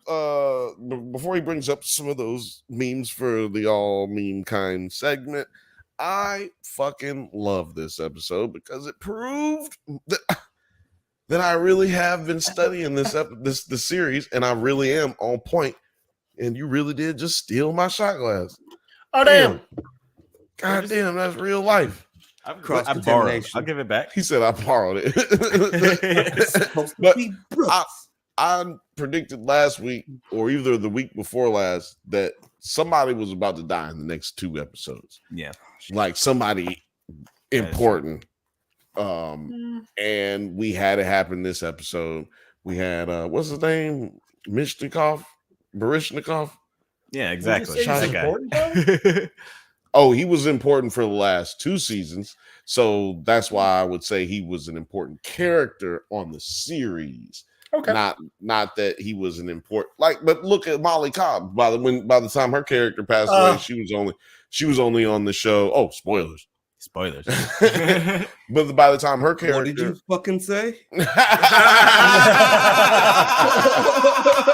That's a big one, huh? Oh, and what do you mean she's only 3 full seasons? How? Hey, watching that time. Yo, okay. Yo, watching that time. How, but yo, what the fuck? We cannot that's even. Right. But look, this is what I'm saying. This is what I'm saying because I'm pretty sure. Look, this is what I'm saying. Hold on. No, they do her a disservice. No. We're not talking about that at all. Yeah. But this is why I brought it up. You see that reaction we just got? This is why I brought it up. Because I'm pretty sure like Othelia's started watching this show when we started talking about it. I'm pretty sure. I don't know if Film Age started watching it. He might have already been watching a little bit. Oh, yeah, he was watching it. He said he came back to it. Yeah. So, like, I like the fact that we really helping people go back to it or even watch it and consider it because it really do like it's an intelligent show to be with the mess. Yeah, it's an intelligent show to be with the mess. It was gripping. It's gripping. It's pretty crazy. Our breakdown of season 4, episode 1 was the first time I'd even heard of the show, and I binged all 3 seasons. Film Age, I'm completely caught up. That's been on Twitch. The one watching the Twitch? Is it you? Are we on Twitch right is now? It just one? Yeah, we're always on Twitch. One person is always on Twitch, so we always go on Twitch. But is it 2 people on Twitch now, or is it yeah, because Filmmade's usually careful. There's some words we can't say on Twitch. well, we always say all of them, probably twice. I never check that account for anything, so we're not. Yeah, exactly. We're not banned, so we're good. You get in trouble for saying cracker on Twitch. Well, which I invite all of you. Right now. Sorry, I invite everyone watching to call me a saltine. Have fun. It's working. Well, from now on, we're only going to say backer. Yeah. We're going to say bracker. We're going to say bracker in here. We're not going to say that word. We'll keep it friendly on this show. Does that say bracker when I'm eating like Townhouse and tuna? Yes. You can just say if you're doing it live, goddamn it. Let me tell you something. It's really hard. Yeah. Look, let me tell you something. I don't eat a lot of snacks. No, fuck that. Listen, it's really hard. Look, I'm serious, man. It's really hard to keep some of these podcast episodes monetized. That's why you guys watching should like right now, subscribe. You know what I'm saying? And and then call Jeff a saltine in the comments. Tell 5 friends. Tell them to tell 5 friends. Exactly. If you don't share Drunk Banthas channel's podcast, you will have a terrible year in 2024. Like, and you seen them things? You seen them little chainmail things on Instagram? No, I don't be on Instagram. If you don't post, Rachel. We don't know, actually.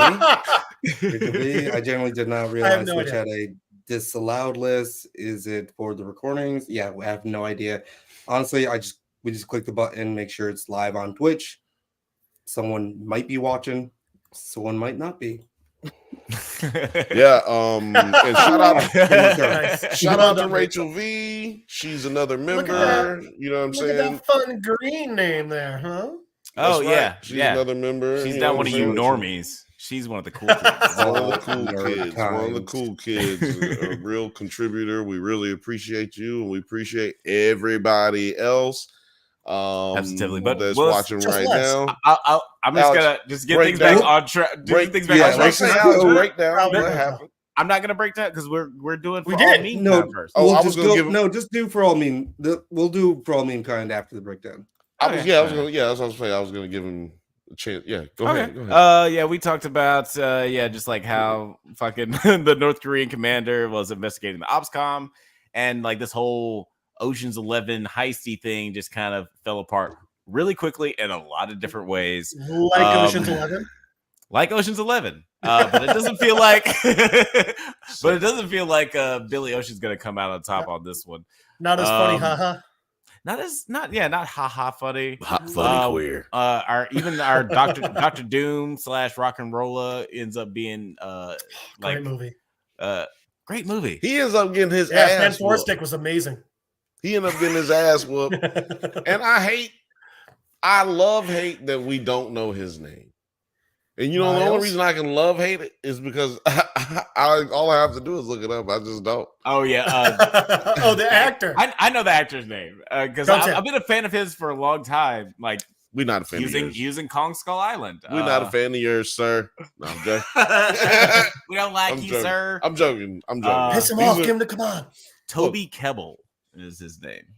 I know his name, Alex. Man, I don't want to. I mean, I'm not expecting you to remember it. I'm just saying. I just don't want everybody knowing he's friend of the show. Yeah, he's a friend of the show. he's the homeboy. What do you guys think about just like the heist to steal this asteroid? Do you think they're actually going to be able to pull it off because of all this crazy stuff that's going on? Oh, Jeff, he hit the buzzer first. What do you think? Oh, that'd be cool. They're going to pull it off. I have no idea like how or anything, but the thing is, they're throwing too many, like story-wise, they're throwing too many obstacles in their way for them to not overcome it. You know, and like them, like the CIA agent and the KGB spy. Like, also, like I had an issue with them beating Miles, not because like I have like no, not my buddy, but because I mean, like common people know that torture doesn't get you real answers. It just they say whatever to get the torture to stop. Well, we haven't gone through 9/11. Know that. No, we hadn't gone through 9/11 yet. Oh, we haven't done any of that. This is when rendition is still hip right now. Well, we didn't even go. We didn't even really Which go it through is the 03. Cold, we didn't even really go through the Cold War for very long in this. That's a good timeline. So All probably right. hasn't been a lot of practice. I'm taking it back. I'll give you that. But you know what? I will say this. To your point. With the time, how they went about handling him, it was a little bit. I feel like this whole show this season has been a little bit more cartoonish. You know what I'm saying? Not as serious, especially with Ed. With Ed, yeah, exactly. But I feel like Dr. Doom's character has contributed to that a lot as well. Like, it's not as grounded as it was before, and I do feel like at times I'm watching a TV show more than I am watching like an exploration, with these characters. We're going through things like I'm not grounded in it, and I know a lot of these characters, but we do. I think it's because we do have so many new characters, and we don't know much about any of them. Yeah, I feel like because as much as I love Dr. Doom, I like his previous performances in like Rock and Rolla, even the terrible movie Hurricane Heist. I do think that this is not like my favorite performance of his, and he's not like instantly like, oh, I fucking love this guy. Like his doesn't have a performance that makes me like super in on who he is, and I think that just like makes it to where like. And you need someone like that to bring you in on like a new character like this. His character has been all over the place too. Yeah, like he's made a big Henry. He's gone from fucking. What's the dude from Goodfellas? Henry Hill. Henry Hill. He's been Henry. Yeah, he's been Henry Hill. Yeah, he's Henry Hill. Yeah, he's totally Henry Hill. As long as I've been alive, I've always wanted to be a gangster. Like he's like one day. Some kids saw my mom carrying her groceries on her way home. They walked her down the street to the house with her groceries. That's called respect. It's called respect. I would have loved it. Like he's Southern Henry Hill. He's Southern Henry Hill because like what happened is he went from the prince to the pauper. I mean the pauper to the prince and back to the pauper again. You know what I mean? Like that's really what happened. He's on that trajectory of, but I don't think it plays well. I think it doesn't play well because like it may be a season 5. He gets into the fucking like selling goods type stuff like back. I almost said Backpage, which insinuates he's selling something else of his on the side. But when he's selling goods on the side, like I feel like he should have. It should be like episode 8, 9 when he's like getting into that because we don't know nothing about this dude, right? So even like him like stepping in with I don't remember the name of Yorgi. I don't know, the guy who was originally running the store. What's his name? I don't know. Go ahead though. Storman. So Storman Norman. So even like him getting in on that made sense. Like him clumsily doing the Mars rocks made sense. But then in one episode, him completely taking over the store, I was like, nah. Even if they had just split it, like showed in like 2 episodes of him like slowly getting like more and more pissed, or like they're trying to muscle him more, but like guy chokes him once and he's like, all right, North Koreans, let's go. It just it didn't play for me. It would have even made more sense, even like watching this episode, it would have made more sense if what was his name, Yuri, the guy that ran the place first. I was looking it up. So, yeah. There's so many goddamn characters on this show. I was looking it up right now. I was like, oh my god. It would have been made sense that like from whatever fallout comes from these last 2 episodes brings Yuri out of like the running retirement. the shit, and then Miles has to step up and like do that. Oh, yeah. Like it would have been made more sense if like that's sort of his arc. Then we get to see what he does next season. But yeah, like in this, and like it would just make more sense with just like Yuri being like. I could have totally seen Yuri in this scene where he's getting tortured by the especially CIA since they just got rid of Yuri for this entire episode. Like he's just he's just gone now. I love you. He basically wasn't in the last episode. Mm-hmm. He didn't say anything, if I'm not mistaken. Like we saw him, and then I think the last time you really see him is like when they're doing the union meeting. He's like, "Oh, yep." What's going on? Yep, right. And he's got his head. Yeah. That was last episode. He pokes extra. He's a fucking extra. He pokes his head around, and then he walks out like, "Oh, don't whoop me." He's like, "Oh, am I in this episode?" No. Yeah, you're not. No. He's like, not "Okay, really. Well, I'll go back to doing whatever it is I was supposed to do." Okay, thanks, guys. Yeah. You don't know what his real job is. I don't think he knows either. To be honest with you, well, he probably just wanders around so nobody says anything to him, and then doesn't have to do anything. That's what I would do if I was on a fucking space station and I had to work and I was tired of working. I would just walk around all day and be like, they'd be like, "Why didn't you?" I'm like, "Oh, I wasn't supposed to do that." Johnny told me he was supposed to do that. And every day I just wouldn't do anything. Like nothing would get done on my end. What they gonna do? Send me home? I'll tell you what you could do. Send me home. Send me home if you want to. Every time someone stops you, all you'd have to do is be like, "Oh, Ed told me to go grab something." Be like, "Fine, whatever." Right. Fucking Ed. But even if they just show like more of Miles and Yuri having actual conversations and disagreements and stuff, as opposed to like just once where Miles like, "Hey, I think this makes sense." And Yuri's like, "No," and then it's like, "Hey, we'll never talk about it again." I just think it should have played out a little longer. Like if you're gonna make Yuri and him like, okay, let's say that we do it the way they did it. You know, they get together this episode. He needs some help. Okay, cool. But we need that to breathe a little bit. Maybe the cross the double cross doesn't happen until the beginning of next season, where we get introduced to this new character and like his development. He's like, "Oh man, Miles is crazy." Miles went from Miles to Tails. You know what I'm saying? You get that? Sonic Tails. Because I'll tell you what, another thing that actually would have worked.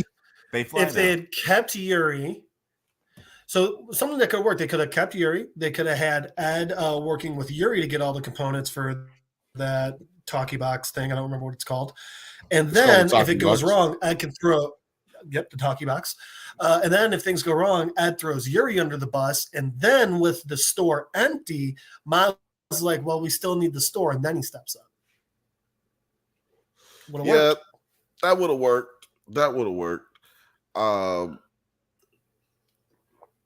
that's the other thing is everyone on Phoenix is ready to send down all these components for some pretty important components for some, like obviously a communications module or whatever, just on Miles's word. And Miles has been the guy for what, a day? Yeah, I didn't like that either. Miles that much. I didn't like that either. I was like, "Yo, how could he just get this shit?" Like they don't explain that. Like he's just all of a sudden got the same connections as Yuri. Like Yuri must have taken time to cultivate that. Whereas Miles is just like, "Oh, they're mine now." Exactly. Trust me, because I fucked over the guy you've been working with for years. Exactly. I never have pulled sugs before, but I never distributed things before. But if I did, I imagine if I get a whole bunch of those items, I'm not just going to be able to just get them off because I just don't. I have to have a customer base. I have to have a system of smuggling it in. Like if I got a bunch of potatoes in Africa and I need to get them to America, it doesn't matter how much potatoes I got. Like if I got potatoes over there, they're not here. How do I get them here? And I don't know if Miles, they didn't set up anything that establishes that Miles has a way to get them here. Yeah. And I get it. It's not the most interesting thing, but at the same time, what's happening with Miles in less than a day taking over the shop, now it's unbelievable because you didn't take the time to explain it. It's unbelievable. Yeah. Guys, put in the comments how you guys feel about Miles and his memes. Well, Nine's not. Well, no, okay, Nine's around. Memes. Before we get to memes, we memes. Calm down. It's okay, buddy. We'll get there. But we do have to talk about nerds. Nerds. Nerds.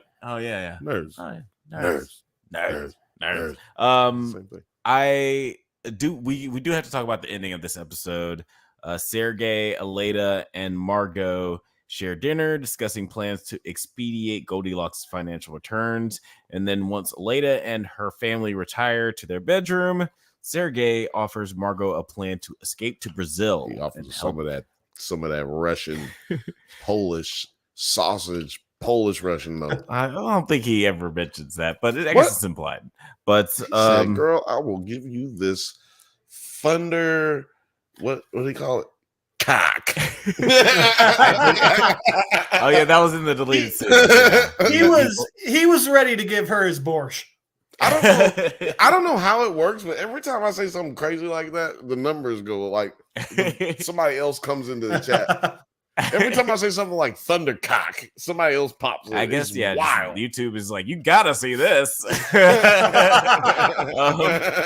But YouTube's like, wait. Have you heard of the Thundercocks yet? But yeah, Sergey is. Oh no! Wait, what? I missed my place. They have burgers. And then Sergey is shot, and his death is framed as an apparent suicide. Sergey. Which, one thing that kind of came to terrible assassin. Okay, one good. of the terrible assassin, terrible at framing. Okay. Yeah, no, go ahead and lay it on him because I know exactly what you're going to say. Go ahead. One of the main things that shows if it's a suicide or a murder is if you're making future plans. He bought dinner.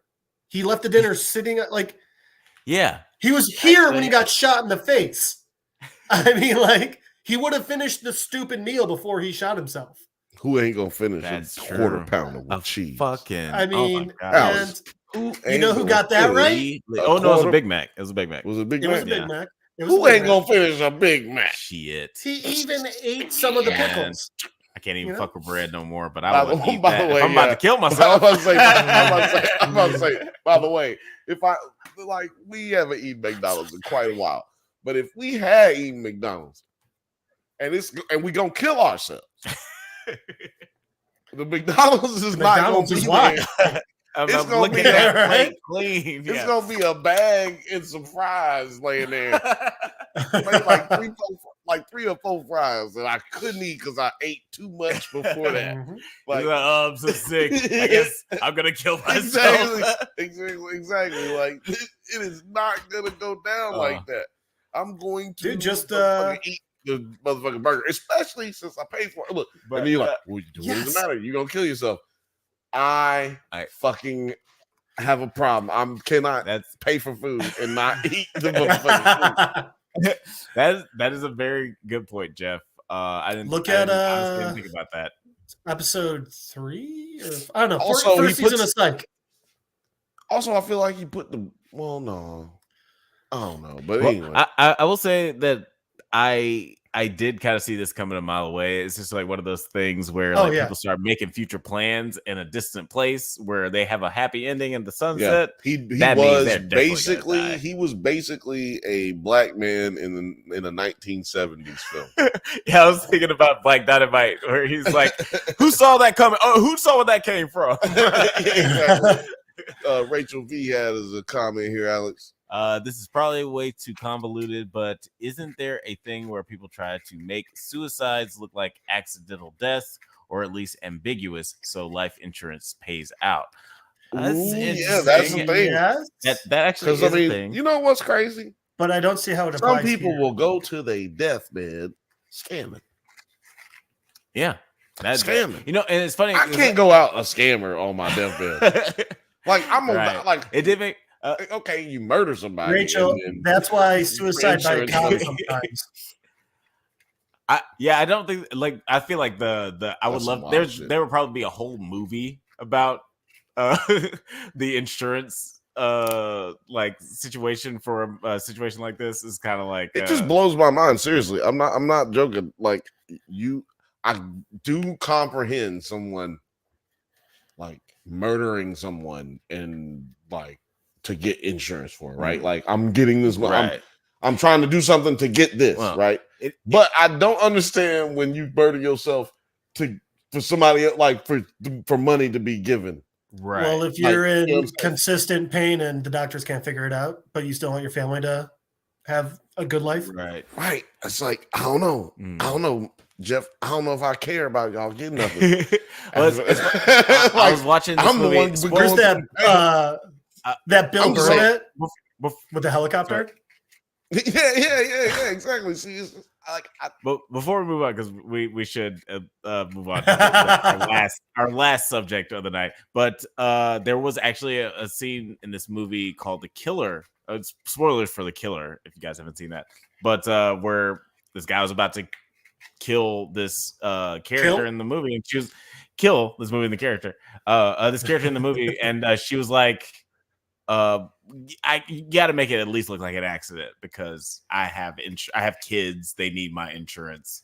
So like he made sure to make it look like an accident. So it's like it's one of those weird things. I can't imagine thinking about that in your dying moments, but yeah, suicidal.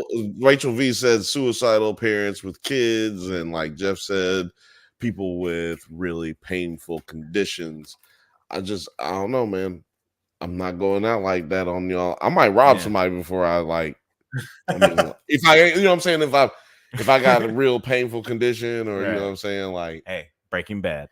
That's right. I'm gonna rob you. I'm gonna be the Breaking Bad, except I'm coming in your house. if it gets that bad, would be an interesting take on Breaking Bad. It's like, I'm terminally ill. I'm about to fucking rob everybody. Exactly. Hey, look, and then I'm good at it though. Yeah, like I'm better at it than anybody. Yeah. Look, that's all I'm saying. So look, like and subscribe. So and, people have to rob you.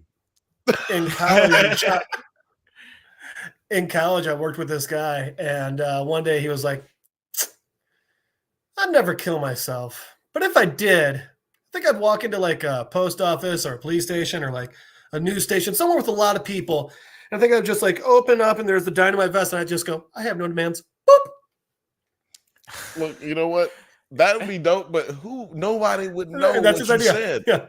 But that's the problem. Nobody would know what you said after you did. If it was a news station, they would. See, I guess you get on. If you get on camera, you walk on live. Yeah. That's what I'm saying. Yeah. If you get on camera, you got which nowadays. I really hope you don't talk to this guy anymore. Like, no. This whole conversation is getting this whole video. I no longer go to college. We're good. This whole video is getting demonetized, which is why you should become a member if you want to really help us out. Because this shit is getting demonetized. Get that green Almost name. Every podcast gets demonetized. We're moving right along to our final topic of the night. Subtopic. We're talking about the sexy Star Wars. We're talking about sexy Rebel Star Moon. Wars. Sexy Star Wars. Funny thing about this movie, Sexy before I Star Wars. get into what this movie is about, because I thought that this is just like a very interesting way this movie came about. Back in 2013, news broke that Snyder was developing an Akira Kurosawa-inspired standalone Star Wars movie, which, according to Vulture, was set with the series Galaxy, though parallel to the next trilogy. Vulture. What do they know? That movie ended up never coming to be. We all know that like Disney hired a lot of people to direct Star Wars movies that never ended up getting made. Alex, that's what I was gonna say, man. Like,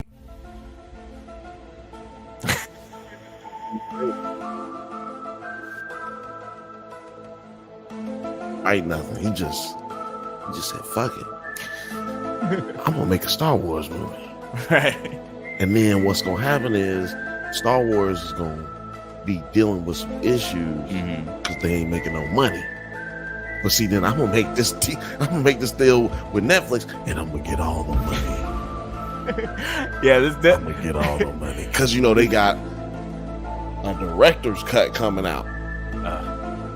A director's cut. Snyder's cut. Zach. Yes, Zach. What is? They got a Zack Snyder cut coming out. So he's going to try to double dip on y'all.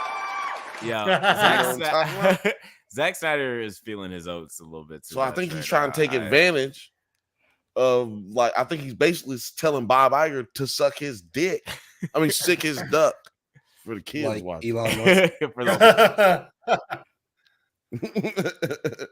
We're talking about things the kids may watch. So I don't know. A whole nother episode. To your point, this definitely feels like Zack Snyder was like, well, Disney was like, no, we're not going to make this movie. Thank you very much. Goodbye. And he was like, all right, I'm going to go make this movie anyway.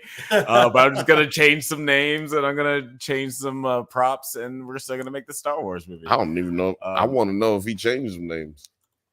Yeah. And like, he probably he wouldn't have been legally obligated. He probably just took Jedi out a lot, Right. Well, or you know Force. What, though? You know what? He probably didn't have to because those types of things that Disney's trying to do, they're trying to stay away from mentioning Jedi. You know what I mean? So that's true. It's more likely that they didn't do that. Like in Andor, we don't really hear anything about Jedi. Yeah. Because Jedi is supposed to be this mythical thing that may have existed because people on the outer realm, it's space, man. Yeah, so it's all over the place. Yeah. People may have never even seen a Jedi. Right. Even during the time of the Republic, people probably never saw a Jedi because they've never been to Coruscant, which is where they was doomed. Doomed. And there's every time I think about Coruscant, I think about babies getting slaughtered. Yes, by Anakin Skywalker. It's terrible. And there's only their postcards actually. Yeah. There's only really one character in this movie that was definitely a Jedi in the first draft of this script. Yeah. But you didn't. We wouldn't have found it out till the end of the episode, to the end of the movie. Right. Yeah. We only find out if they would have said Jedi, it was probably the last 10 minutes of the movie. But here's a quick description of the premise if you haven't seen it. Alex, be careful if you're just reading something that Wikipedia said. If you're just reading something that Wikipedia said, it might be considered plagiarism. Well, no, I'll take my chances. The film is set in a fictional galaxy ruled by the imperialistic motherworld, whose military, the Imperium, threatens a farming colony on the moon of Velt. Cora, a former Imperium soldier, ventures on a quest to recruit warriors from across the galaxy to make a stand against the Imperium before they return to Velt. So, guys, initial thoughts. Did you love it? Did you hate it? Did you see it? Jeff, did you watch this movie? Jeff is stopped paying attention. 9, did you watch this movie? I did watch this movie. Okay. I didn't see it. Scroll time. God damn it, I liked it. And I don't care what nobody says. I don't give a fuck what Film Age opinion is, because I already know he's seething right now. Oh yeah, chomping at the bit. His fingers probably hurt from the pages and pages he wrote out about this. So, but I'm gonna say au contraire. Yeah, Film Age probably has a 5,000 thread, 5,000 character thread somewhere about how bad this movie was. I liked it, Alex. Okay. Now I'm one of them people who do. I'm a nerd. Of course, I'm a nerd, right? I'm a sports nerd. I'm a history nerd. I'm a television and movie nerd. But I do not fucking Reddit and I do not Twitter dive. You know what I mean? Like I don't look up nothing. I don't know nothing, man. I'm on Reddit right now. I don't even know what happens when it happens. And I'm mad at you because you skipped my goddamn segment that I said I was going to put first. But we're not going to talk about it because we're already on another topic. Okay. For all mean kind. We did that. We didn't do the memes. Oh well, I mean, it's over with now. I know it's over with now. I just was expressing that that we didn't get to it. I tried to do it outside twice. nerd. Is she talking to me or you She's or all talking of to us? me. She's talking to me. Well, she's probably talking to all of us. But Alex, go outside, nerd. Finish your thoughts. Some grass. What was I saying? Because I don't remember. No.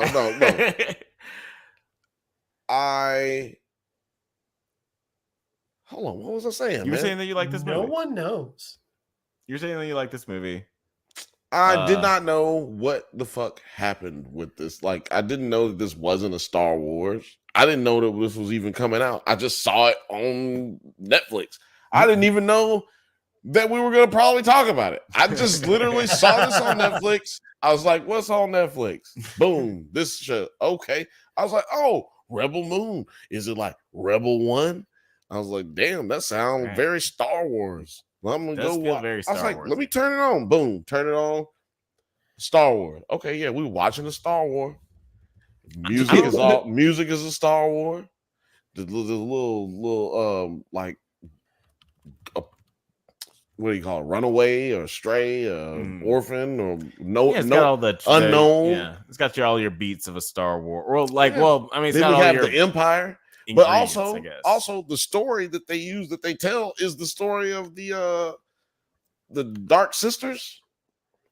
Who's from Star Wars? Like, what is they called? The sisters that was in the Nite Sisters. Nite Sisters. The Nite Sisters. Okay, that was like a mixture of the Nite Sisters and then the whatever the people that was Dathomir and the other Force users that was against them. Like that was like a tale of that.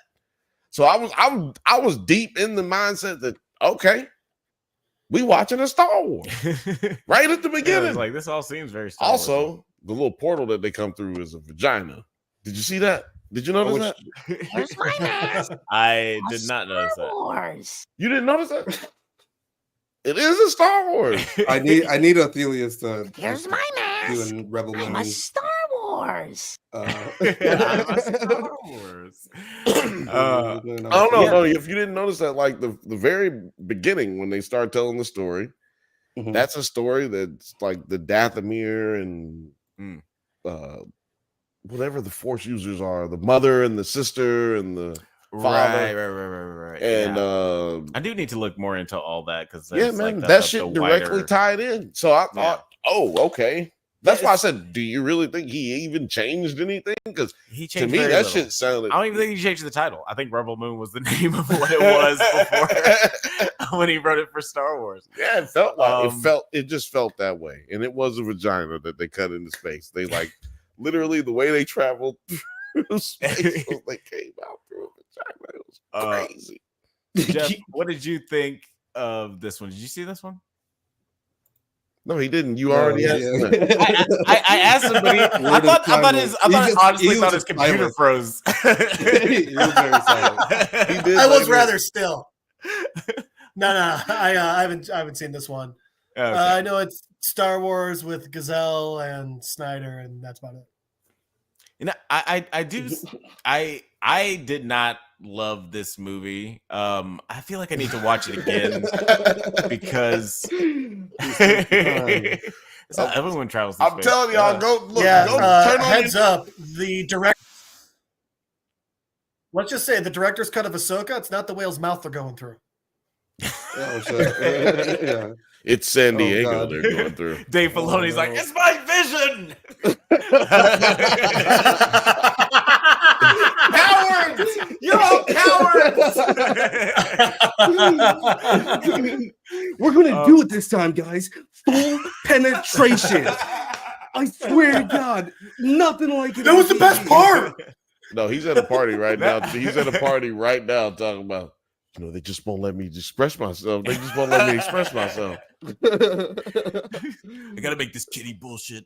No, but I appreciate a lot of things about this. I feel like I'm always gonna watch a Zack Snyder thing because I do really love his directing style. I like his visuals a lot. He is a pretty director. Yeah. He just needs a great writer. Yeah, he really needs a good writer. Like I've said before on other shows that My favorite movie of his is Dawn of the Dead, and that just so happens to be him working with James Gunn. So of course, when I say okay, so I should clarify. I say he needs a great writer because I think he needs a great movie. I think Zack Snyder needs a great movie. I feel like he has one great movie. I feel like Dawn of the Dead is that's not a great. Dawn of the Dead is not a great movie. No. I'm talking about him, a movie that will get him an Oscar, like a movie. Even if the movie gets him an Oscar for just the visuals, he can't get that because his shit be ridiculous. Like the shit where he really cooks, it'd be ridiculous. So then he ain't gonna get no Oscar off that. You know what I'm saying? Some of my favorite Zack Snyder shots have been from like his just terrible movies. Exactly. But like, I just think that if he got a great a great writer, man, dude would like, what's his name? That did all the Christmas movies that we like. John Hughes or no. Bing Crosby. No, Bing Crosby, the writer for all them Christmas movies we like. I don't know. I'm talking about Lethal Weapon. Oh, Shane Black. Yeah. Like, you get a writer like that with Zack Snyder, that would be pretty incredible. Like, I've always said they don't do shit like that in Hollywood. He just really needs a good writer, and that's one of the things I just really do not like about this movie is that it's written. You don't like this movie? I'm on the fence. Like, I feel like I really need to watch it again because I've watched it 1.5 times, and I've only watched it the one. I watched the first 30 minutes, and then I was like, I have to do something else, and then I watched it again from the beginning to the end, and I watched it from the beginning to the end. I was definitely sipping when I watched it too. I was pretty. I mean, I was smoking, but I wasn't like. Alex, I just feel like that does break up how you're gonna feel about the movie. I mean, when you break up a movie like that, if you watched only 30 minutes, then that means you probably weren't really paying that much attention to it. That's why I started all the way from the beginning when I watched it. Hold on. I'm just saying. So, but then when you go back and then you watch it again, you've already spoiled moments for yourself that would have. You basically watched a trailer for 30 minutes, and then you came back to it and started watching, which is what you typically choose not to do. Who it is? You son of a bitch! Oh man, producer T in the building. Fucking Ho Chi Minh. It's 5 o'clock somewhere from Vietnam. Oh, or not. What up, man? Oh my gosh, Vietnam out here. Oh, look at all those. Oh my god! Vietnam. Yeah, I'm trying not to do that every morning.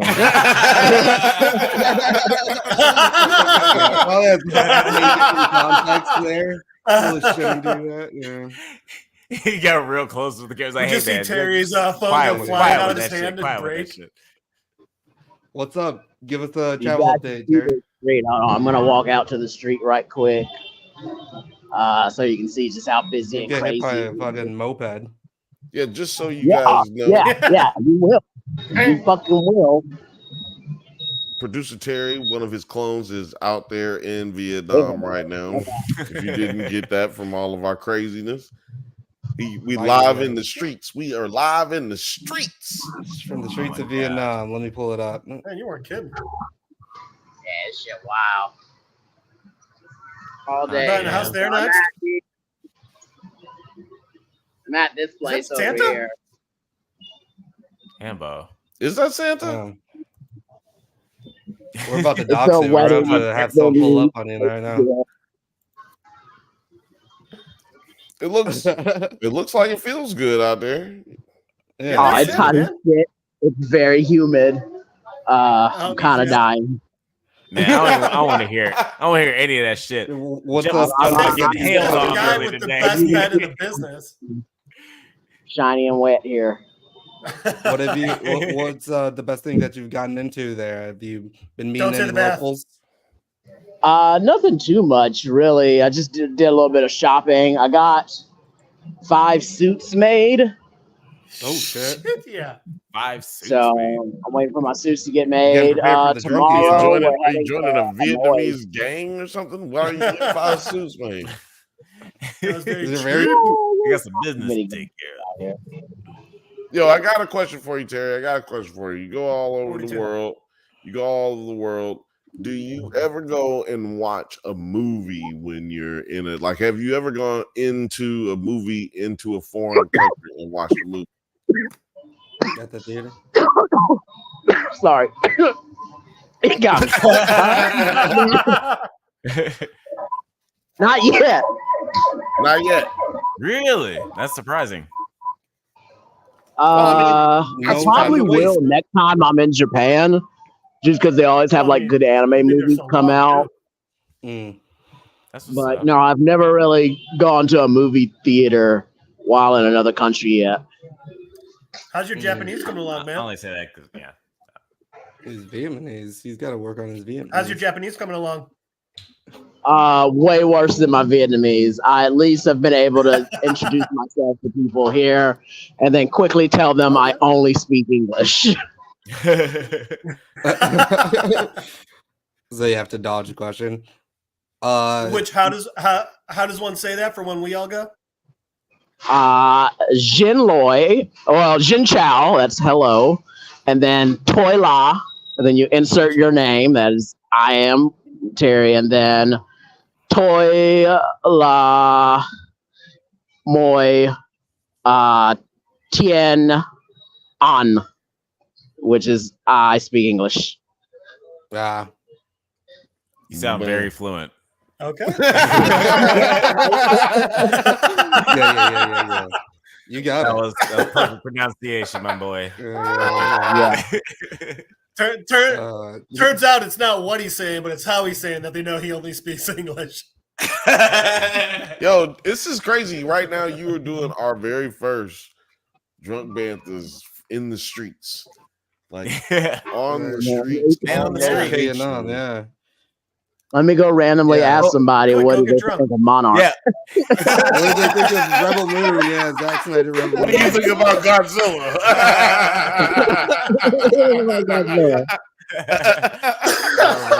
Please. They're sitting there just looking at him like, wrong country, dick. Right. Oh man. That would be amazing.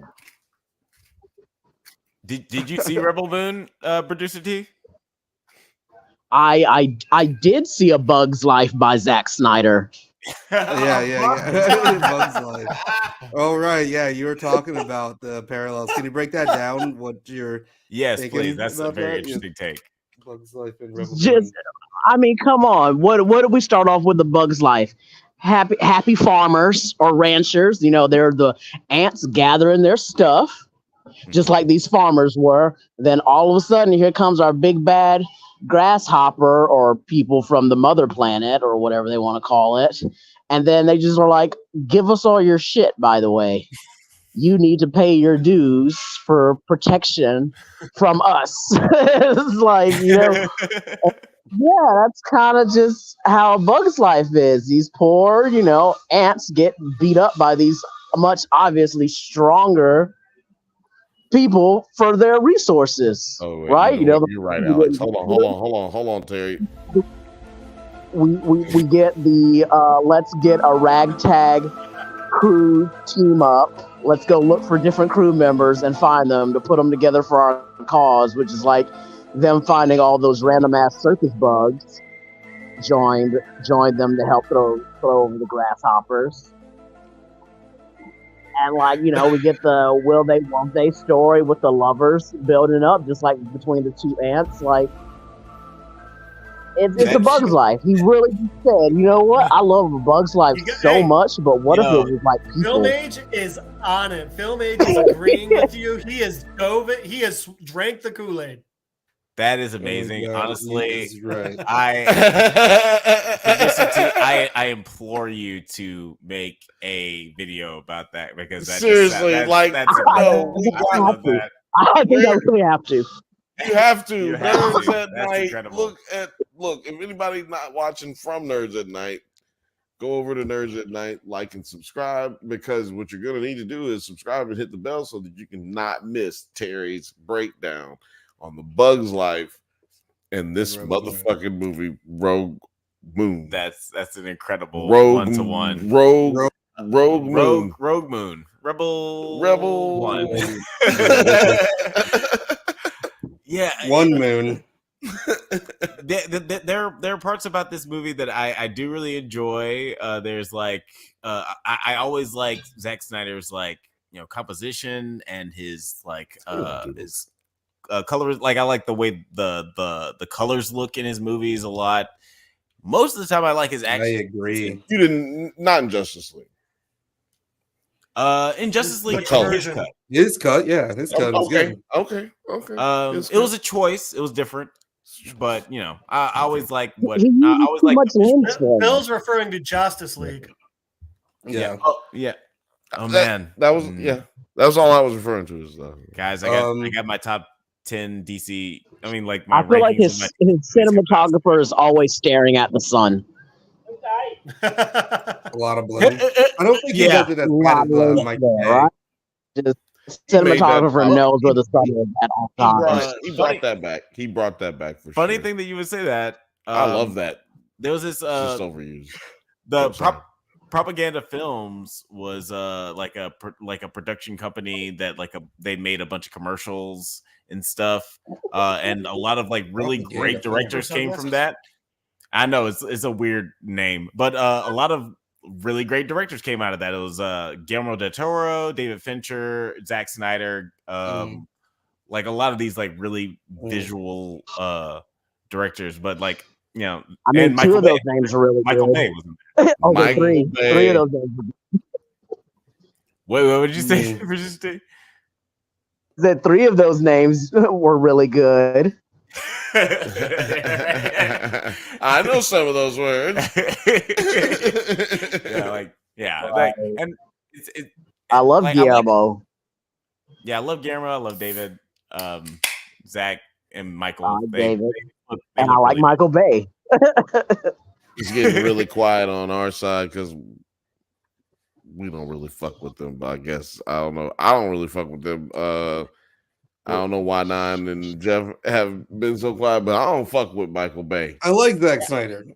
But I like Zack Snyder. I like the way all of their movies look. That's one of the things. Like when I found that out, I was like, "Oh, that's interesting that they all came from that sort of like same school of." I like Michael Bay because he loved explosions and he still tries to use practical effects, and I appreciate the practicality of stunt and effects.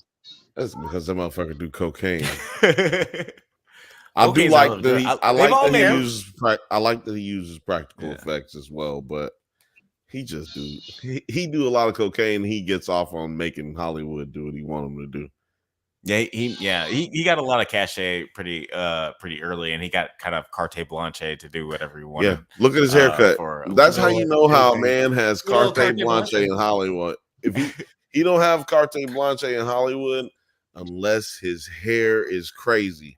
Put it in the comments. I feel like you're right about this. This is a very good critique. Zack Snyder is an art house Michael Bay. I completely agree with you. Art house Michael Bay. That's funny. By the way, I just have to show you this one thing that's been bothering me. It's the fuck. Yeah, I knew it wasn't Santa Claus. We was right. Mysterio. Why is it a white Santa Claus? Oh yeah, right. I don't know. White, blue-eyed Can't help but notice he's got blue eyes. Yeah, blue-eyed Santa. And like Blue-eyed Santa. So you telling me that Vietnamese people they're just like Americans? They leave their Christmas tree up till after New Year's, just like everybody else. Right? Just like everybody else. It's gonna be we all the same. Like this is why we don't need to be fighting each other. You know what I'm saying? This is why we need to be loving each other. I do like that you got your cell phone open and out right now, and you're doing this because that means we're gonna get into the Vietnamese algorithm. You know what I mean? Like God willing. You gotta if you have an iPhone 15, just being next to somebody will make they shit. Just make Banthas pop up in their phone. Just get back to Rebel Moon for a second. Like, what did you guys think of Sophia Boutella as the main character? Because I personally, I really love this actress. I think that she's had some really great performances. And she's only really had, like, in my opinion, like 2 movies that have been like the 2 movies really critically acclaimed. She was in Kingsman and Star Trek Beyond, which are 2 movies that I feel like people like. But other than that, like she hasn't really turned into a movie star, and she's just like dripping with movie star charisma. She made the mistake of doing The Mummy. Yeah, she has some trips. And nobody feels that way about Tom Cruise. Yeah, he can skate that kind of shit because he was a billionaire before that. And she was the villain. Hi guys, I'm gonna head out. Yeah, lovely to see you all. Yo, producer. Hopefully, I'll get on. Have a great fucking time, man. Love you, producer T. Have a good one. Thanks for stopping in. Live from Vietnam. That is producer T. Yeah, that means goodbye. Oh man, so glad that we got a little drop in from producer T there. Who was she in Atomic Blonde? Oh, she was the femme fatale, as it were. She was the person, and I love that movie. Well, you know what that means? She's the one who had she was the other agent that had like the sexual tryst with Charlize Theron, and then she ended up getting killed. She's classic film. I'm gonna watch it. You know what I'm gonna do? For everybody who's a member, I'm gonna go members only live. Oh, that sounds nasty. That sounds like you're going to an OF site. Yeah. No, I'm gonna do that with like for my friends like Jeff who have never seen a movie. Jump on the members only. Not a single one. And then I'm just saying, like a movie. I'm messing with you, buddy. I'm messing with you. Or haven't seen a movie in a long time, and we watch it, and then we talk about it on there. But it's only I was going to say Atomic Blonde is 6.7. Does it hold up territory? No, it's in a whole nother. We'll talk about that after. We'll talk about it off the pot. I don't want to give away the criteria sauce. I have to look at that. One. Rachel V, a member, she says, "Bill, that'd be cool. That'd be so cool." That's what I'm saying. So look for that. Look for that. Oh no, it might even if it's just me. It might just. It could be just. We definitely me. have to have some exclusive content that's not just like people get early shit. But we'll. That's no. I mean, I'm definitely gonna do that. I'm definitely gonna do that. So I'm just saying. I mean, they'll all get discounts on Bill's OnlyFans. It's cool. Because I haven't said how I feel about this show. I mean, this movie. I mean, I said I how'd you feel about this movie, Bill? But I'm talking about the character. Like Sophia Boutella, the main character. I didn't like her at first. Okay. But then I did like her. But then I didn't like her again. But then I did like her again. But you know why? Because they told her story that exact same amount of times. Yeah. She retold her story like if I was hanging out with her and she told me this story this many times she says them, I would think she's a calm woman. Right. She's a calm man. She's lying to me. All right, let's do this one more time. My name is Gwen Stacy. And I am the universe's one and only Spider-Man. Exactly. Nice. I'm like, yo, you well done. Oh, island, my lady. And that's one of my problems with the whole movie in and of itself is that it seems very much like that sequence in Rick and Morty where they go to recruit another person and they explain their backstory and they say, "You son of a bitch! You son of a bitch! I'm in." Like, it's that 4 times throughout this whole movie, and then that's like 70% of the movie. No, because it's great. At the end, it's just like, oh, we have the big battle, and then it's over. And all we were missing is a predator. All we were missing is somebody who can get invisible. Right. And then you have to figure out where he is and kill him. And I did like the third act of this movie. Like, I liked a lot of the action and Sofia Boutella just pulling off so much. You love slow-mo so much. I don't, because that's why I didn't like most of the movie. Because that's why you subconsciously do. That's why you love Zack Snyder. I'm saying no. I'm not a big fan of slow-mo. I just like, especially when it's superfluous. Oh, I love slow-mo. You just like how Zack Snyder does slow-mo. No, I don't. Like, I'm just saying you don't like how Zack Snyder does it. I like some of his slow-mo stuff. Like, I like, you the one said you like Zack Snyder. I'm saying, yeah, I do like some Zack Snyder stuff. Like, but like, my favorite stuff in this movie is not his slow-mo stuff. Like my favorite scene in this movie is the fight scene between Sofia Boutella and Ed Skrein on that like platform. And it's all just like it's like some of the most creative fights, definitely the most creative fight scenes in this movie, because I didn't really like most of the fight scenes in this movie. But just like the way that it was, there was some slow-mo in that one. No, I didn't. I was gonna say that was actually the only fight scene that didn't have any slow motion in it. Was the barn scene in the first episode? Did have slow-mo in it. In the first episode, that one did. In the first, in the first act, in the first act, the barn scene. But it was good. I liked it. When she fought Ed Gein. Ed Skrein. Yeah, Ed Gein, gotcha. Ed Sheeran was in this. Yeah. Ed from All Men. Good thing she didn't lose. He would have. He's still kicking. Would have taken a bite right out of her. Yo, for all mankind fans, we will be doing For All Mankind at the top of the next segment next week. Yeah. We will be doing it. There'll be a lot for the finale. Even though Reddit fucking kicked me off of Reddit. But no, they blocked me from posting. Sophia was fantastic. I like the first act, and then I like the third act, but I get what you're saying about all of the other middle stuff is like, okay, let's go from one place to the other and like introduce all these characters. But kind of got that feeling before I even watched the movie, because clearly it's episode 1 or whatever of Rebel Moon. So I was like, okay, yeah, let's set these motherfuckers up. I don't hate it. I'm having a good time watching it. Don't need to be checked in for all of it, but it's pretty cool to have on the screen. Do you feel like what was missing?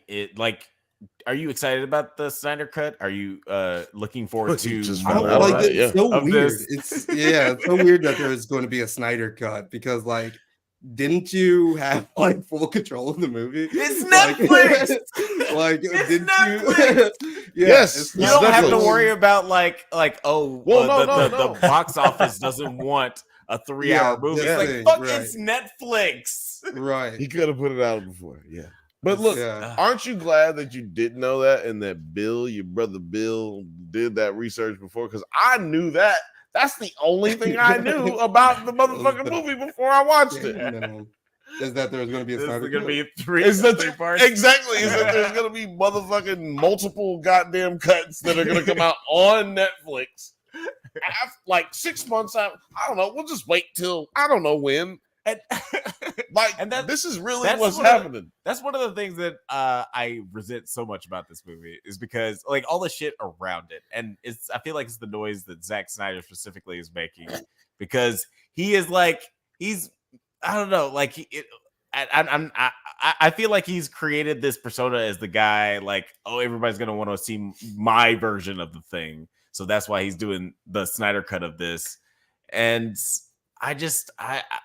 and all the commercials are like super like, this is the biggest sci-fi event of the winter. Like, it's jerking. No, somebody paid somebody to do that.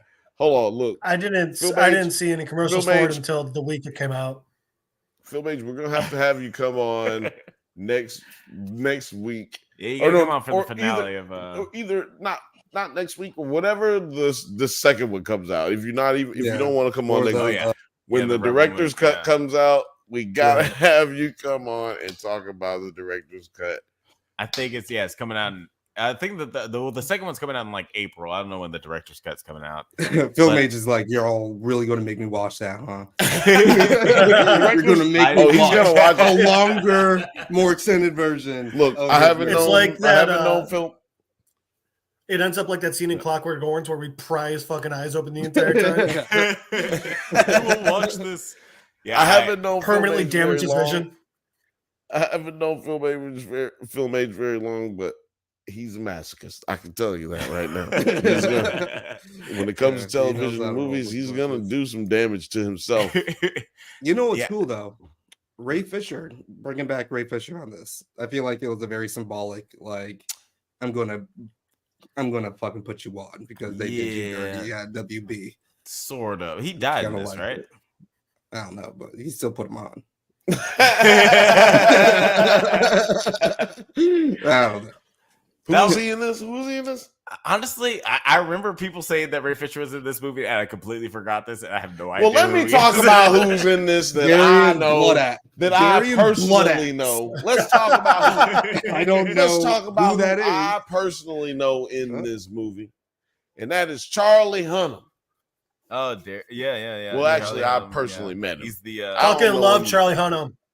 I love Charlie Hunnam too. Shout out to Charlie Hunnam, friend of the show. I talked to him. Can't wait to have you on. I talked to him at a spa one time. We became friends. We became best friends. Oh, you're Sons of Anarchy? Oh man, this was right after it ended, and we. Yes, we, you know what I'm saying? We that kind of friends. You know what I'm saying? But yeah, he was the Han Solo of this movie. He was the Han Solo. No, see, I don't like the Han Solo comparison. See, he wasn't the Han Solo. Okay. He was the Boba Fett. Okay. See, he was the. I've been seeing them bullshit comparisons online. You kind of actually, do that again. What is that? What you got there? Undeclared. It was a one-season show. He was an Undeclared. With, Charlie Hunnam in it. Yeah. Jay Baruchel. Charlie Hunnam. It's got Jane. It's got Seth. I never watched that show, but I heard it was good. It was actually pretty good. One season, not bad. It looks zany.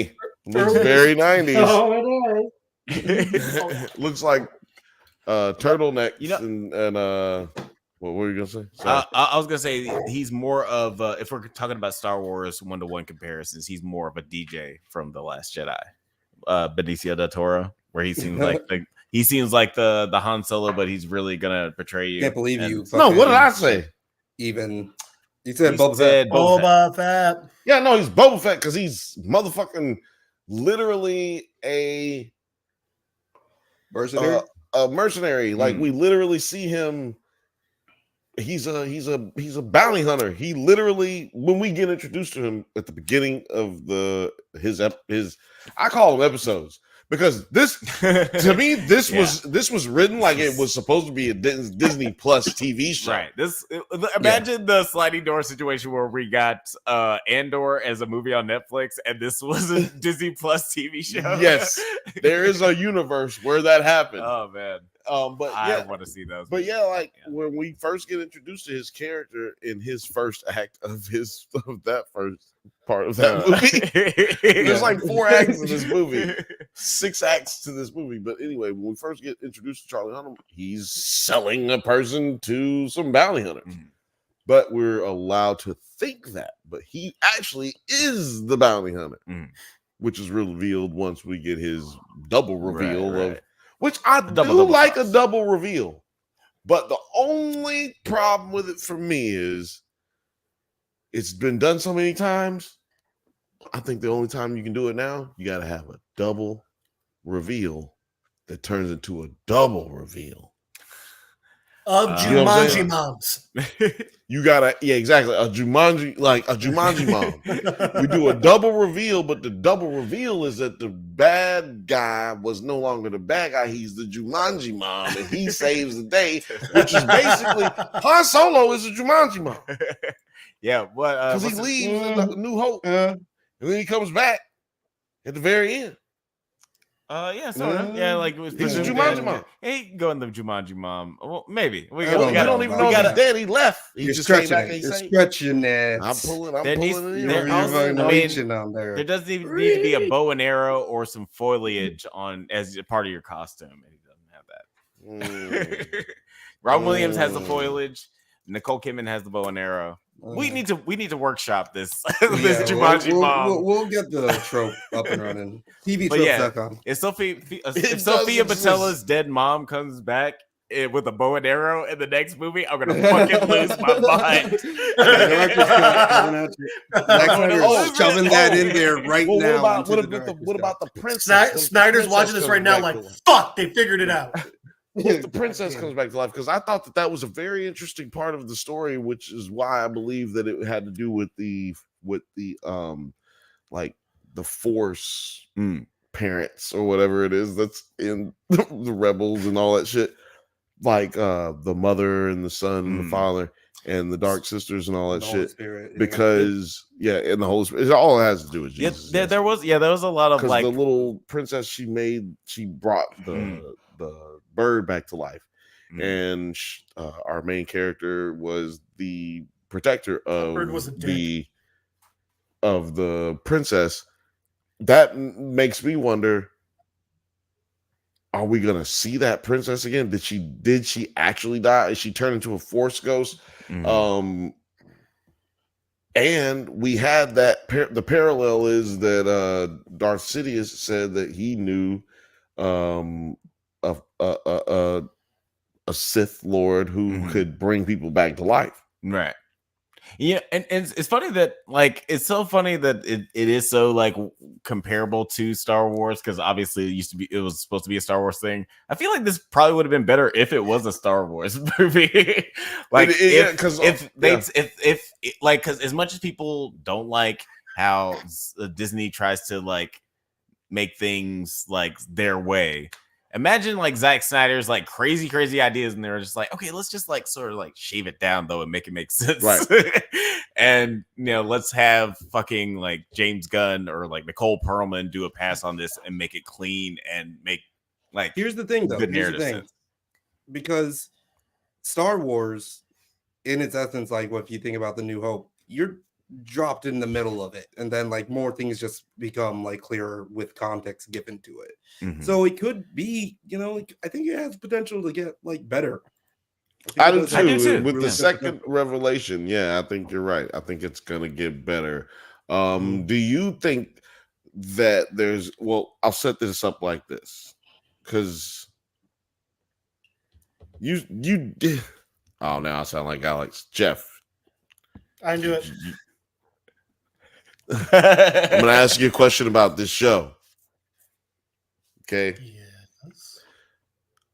Do you think that we're going to get? But the reason I feel this way, do you think we're going to get more about the Android from the Android? Because the reason I feel like we might get more from the Android. He didn't watch it. Oh yeah, he didn't watch it. That's why I felt bad. You saw why I was stumbling, Jeff.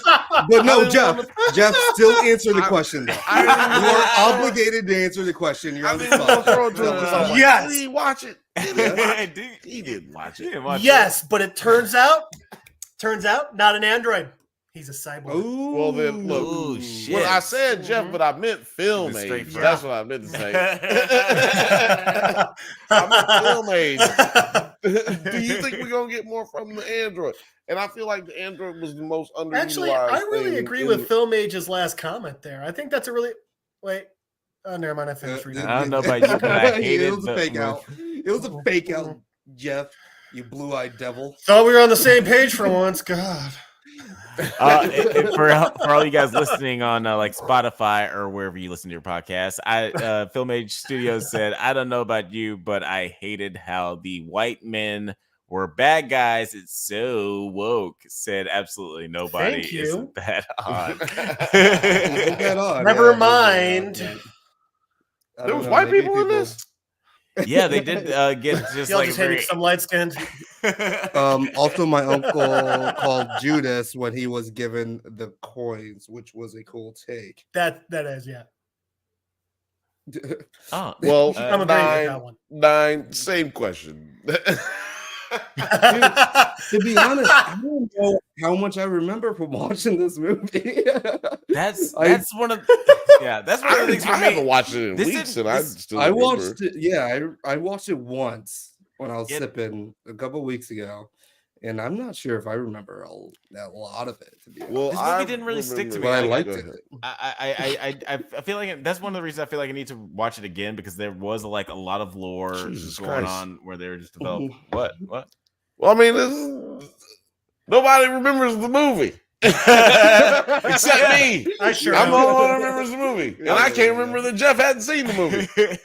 Goddamn. No, there was like a lot of lore going on, and there was. Look, I like the movie, y'all.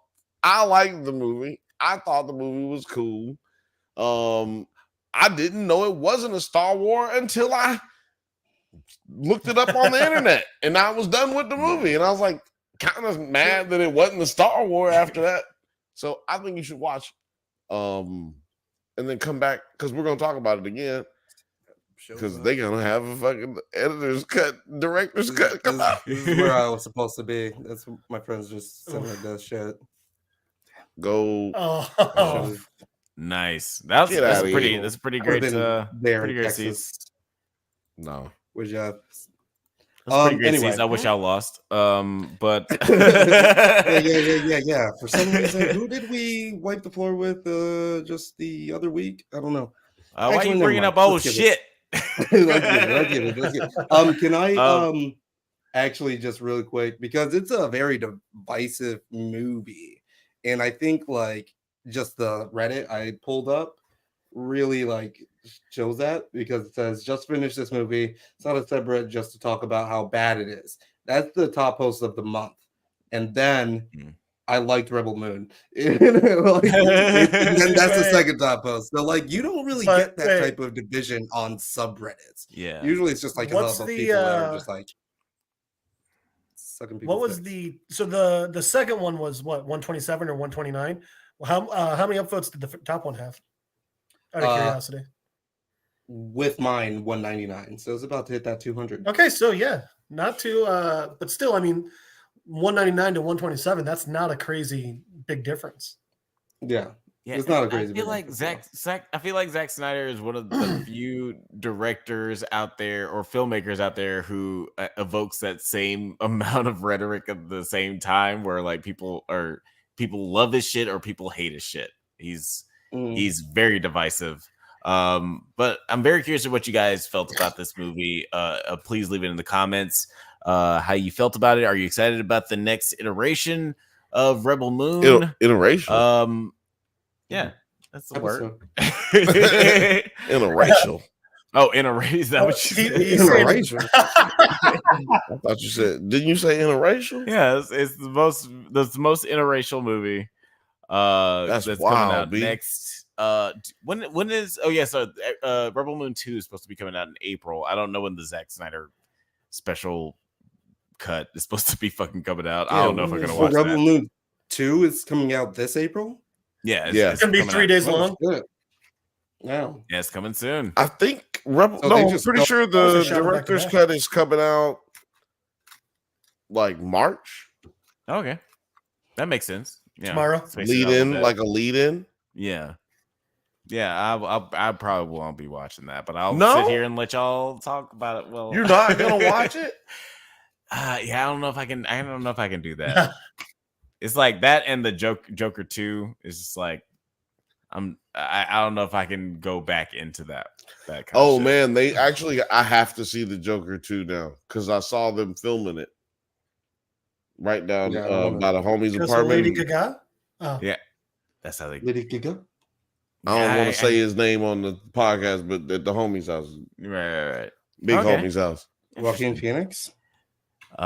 We cannot confirm or deny. Yeah, I saw. Joaquin well, Phoenix. no, I mean, it was most likely a stuntman, even though he was still joking. No. We cannot confirm or deny whether we are best friends with Joaquin Phoenix. Okay. Let the that people actually speculate. Is true. I cannot actually confirm or deny that. Let's let the people speculate. Before we get out of here, you guys have any final thoughts on Rebel Moon? Bring me back my sweater. Yeah. Final thoughts here. Let's rate this bad boy. There's 81,000 with 5.6, 81,000. So a lot of people had their opinions on this, and they've determined that it's mid. What's the? I wonder what. Damn, that's kind of harsh off the bat. Damn. Rotten Tomatoes, it only has a 23%. Jesus. Audience score or critic score? Tomato meter 23, audience score 59. Wow.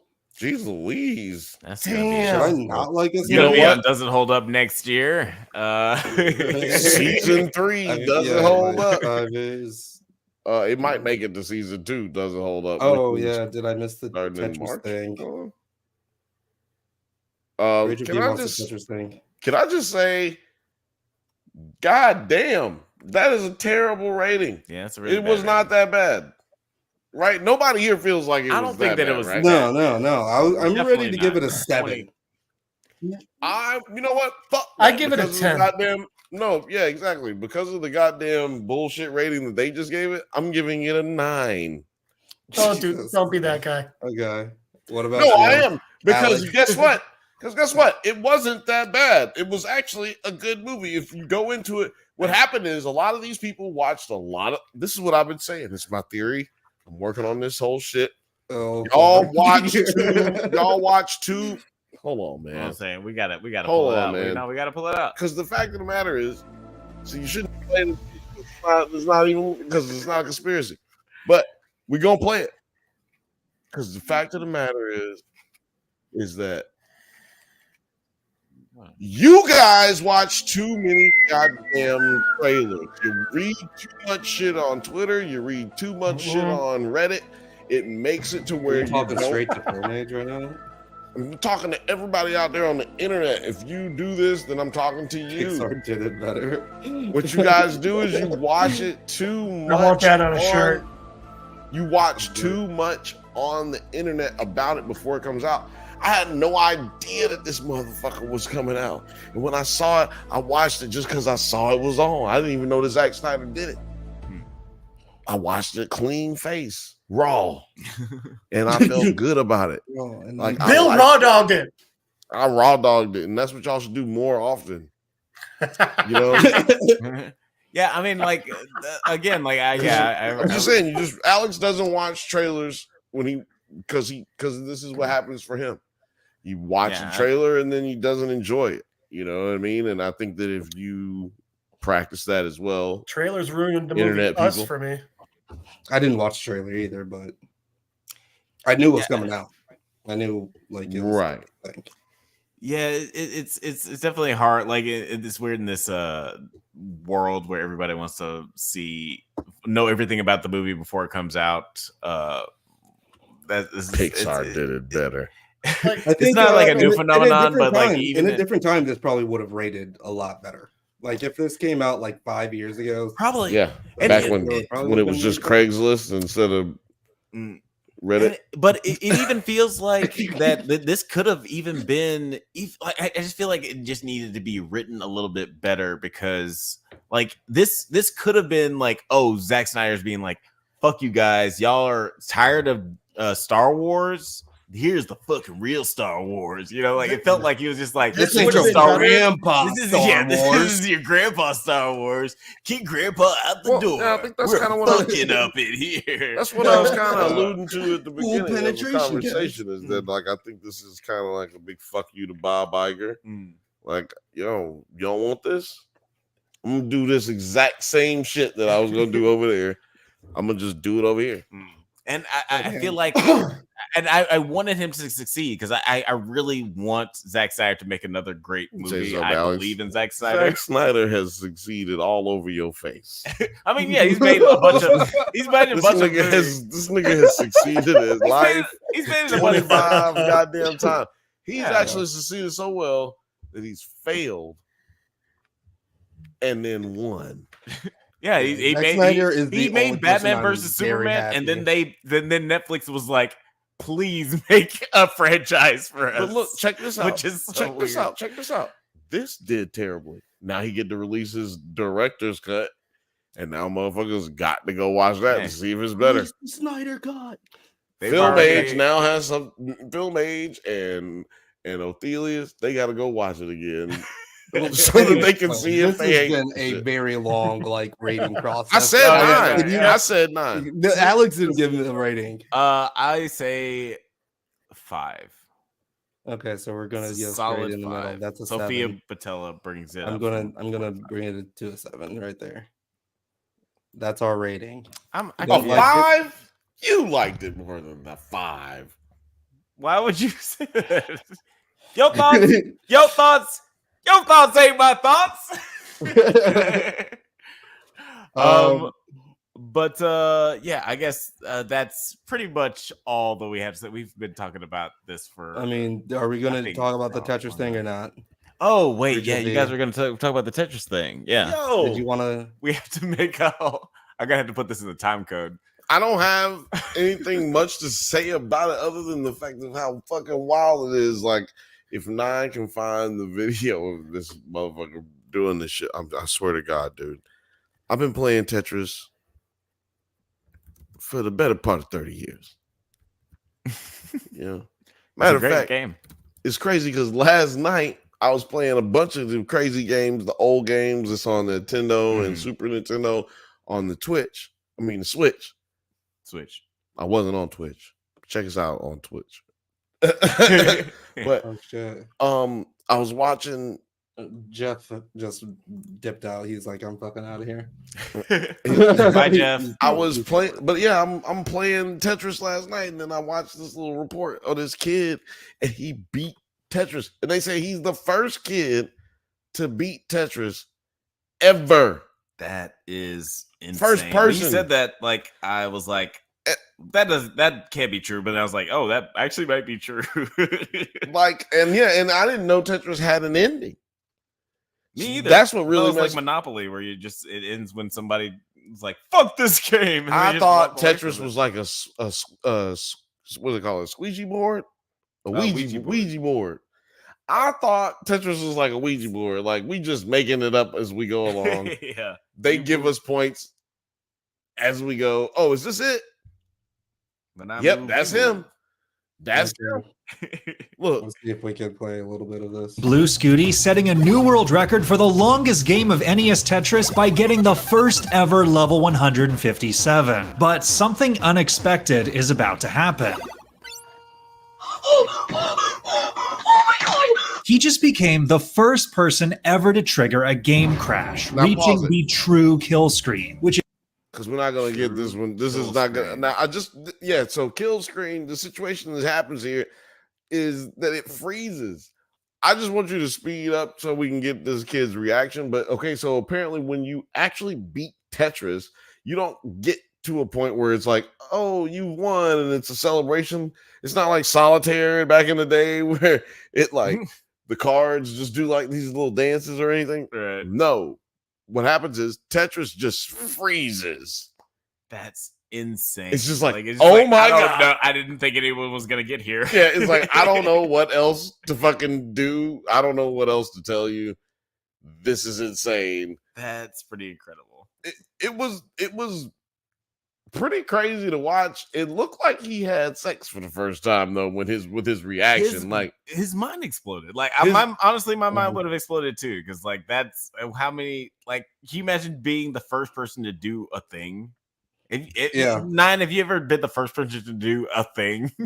Oh, I mean, at one point in my life, I was the youngest person in the world. But I didn't hold that record for very long. That's pretty good. Well, yeah, I think it's a very sweet because his father recently passed away and he dedicated it, the game to his father.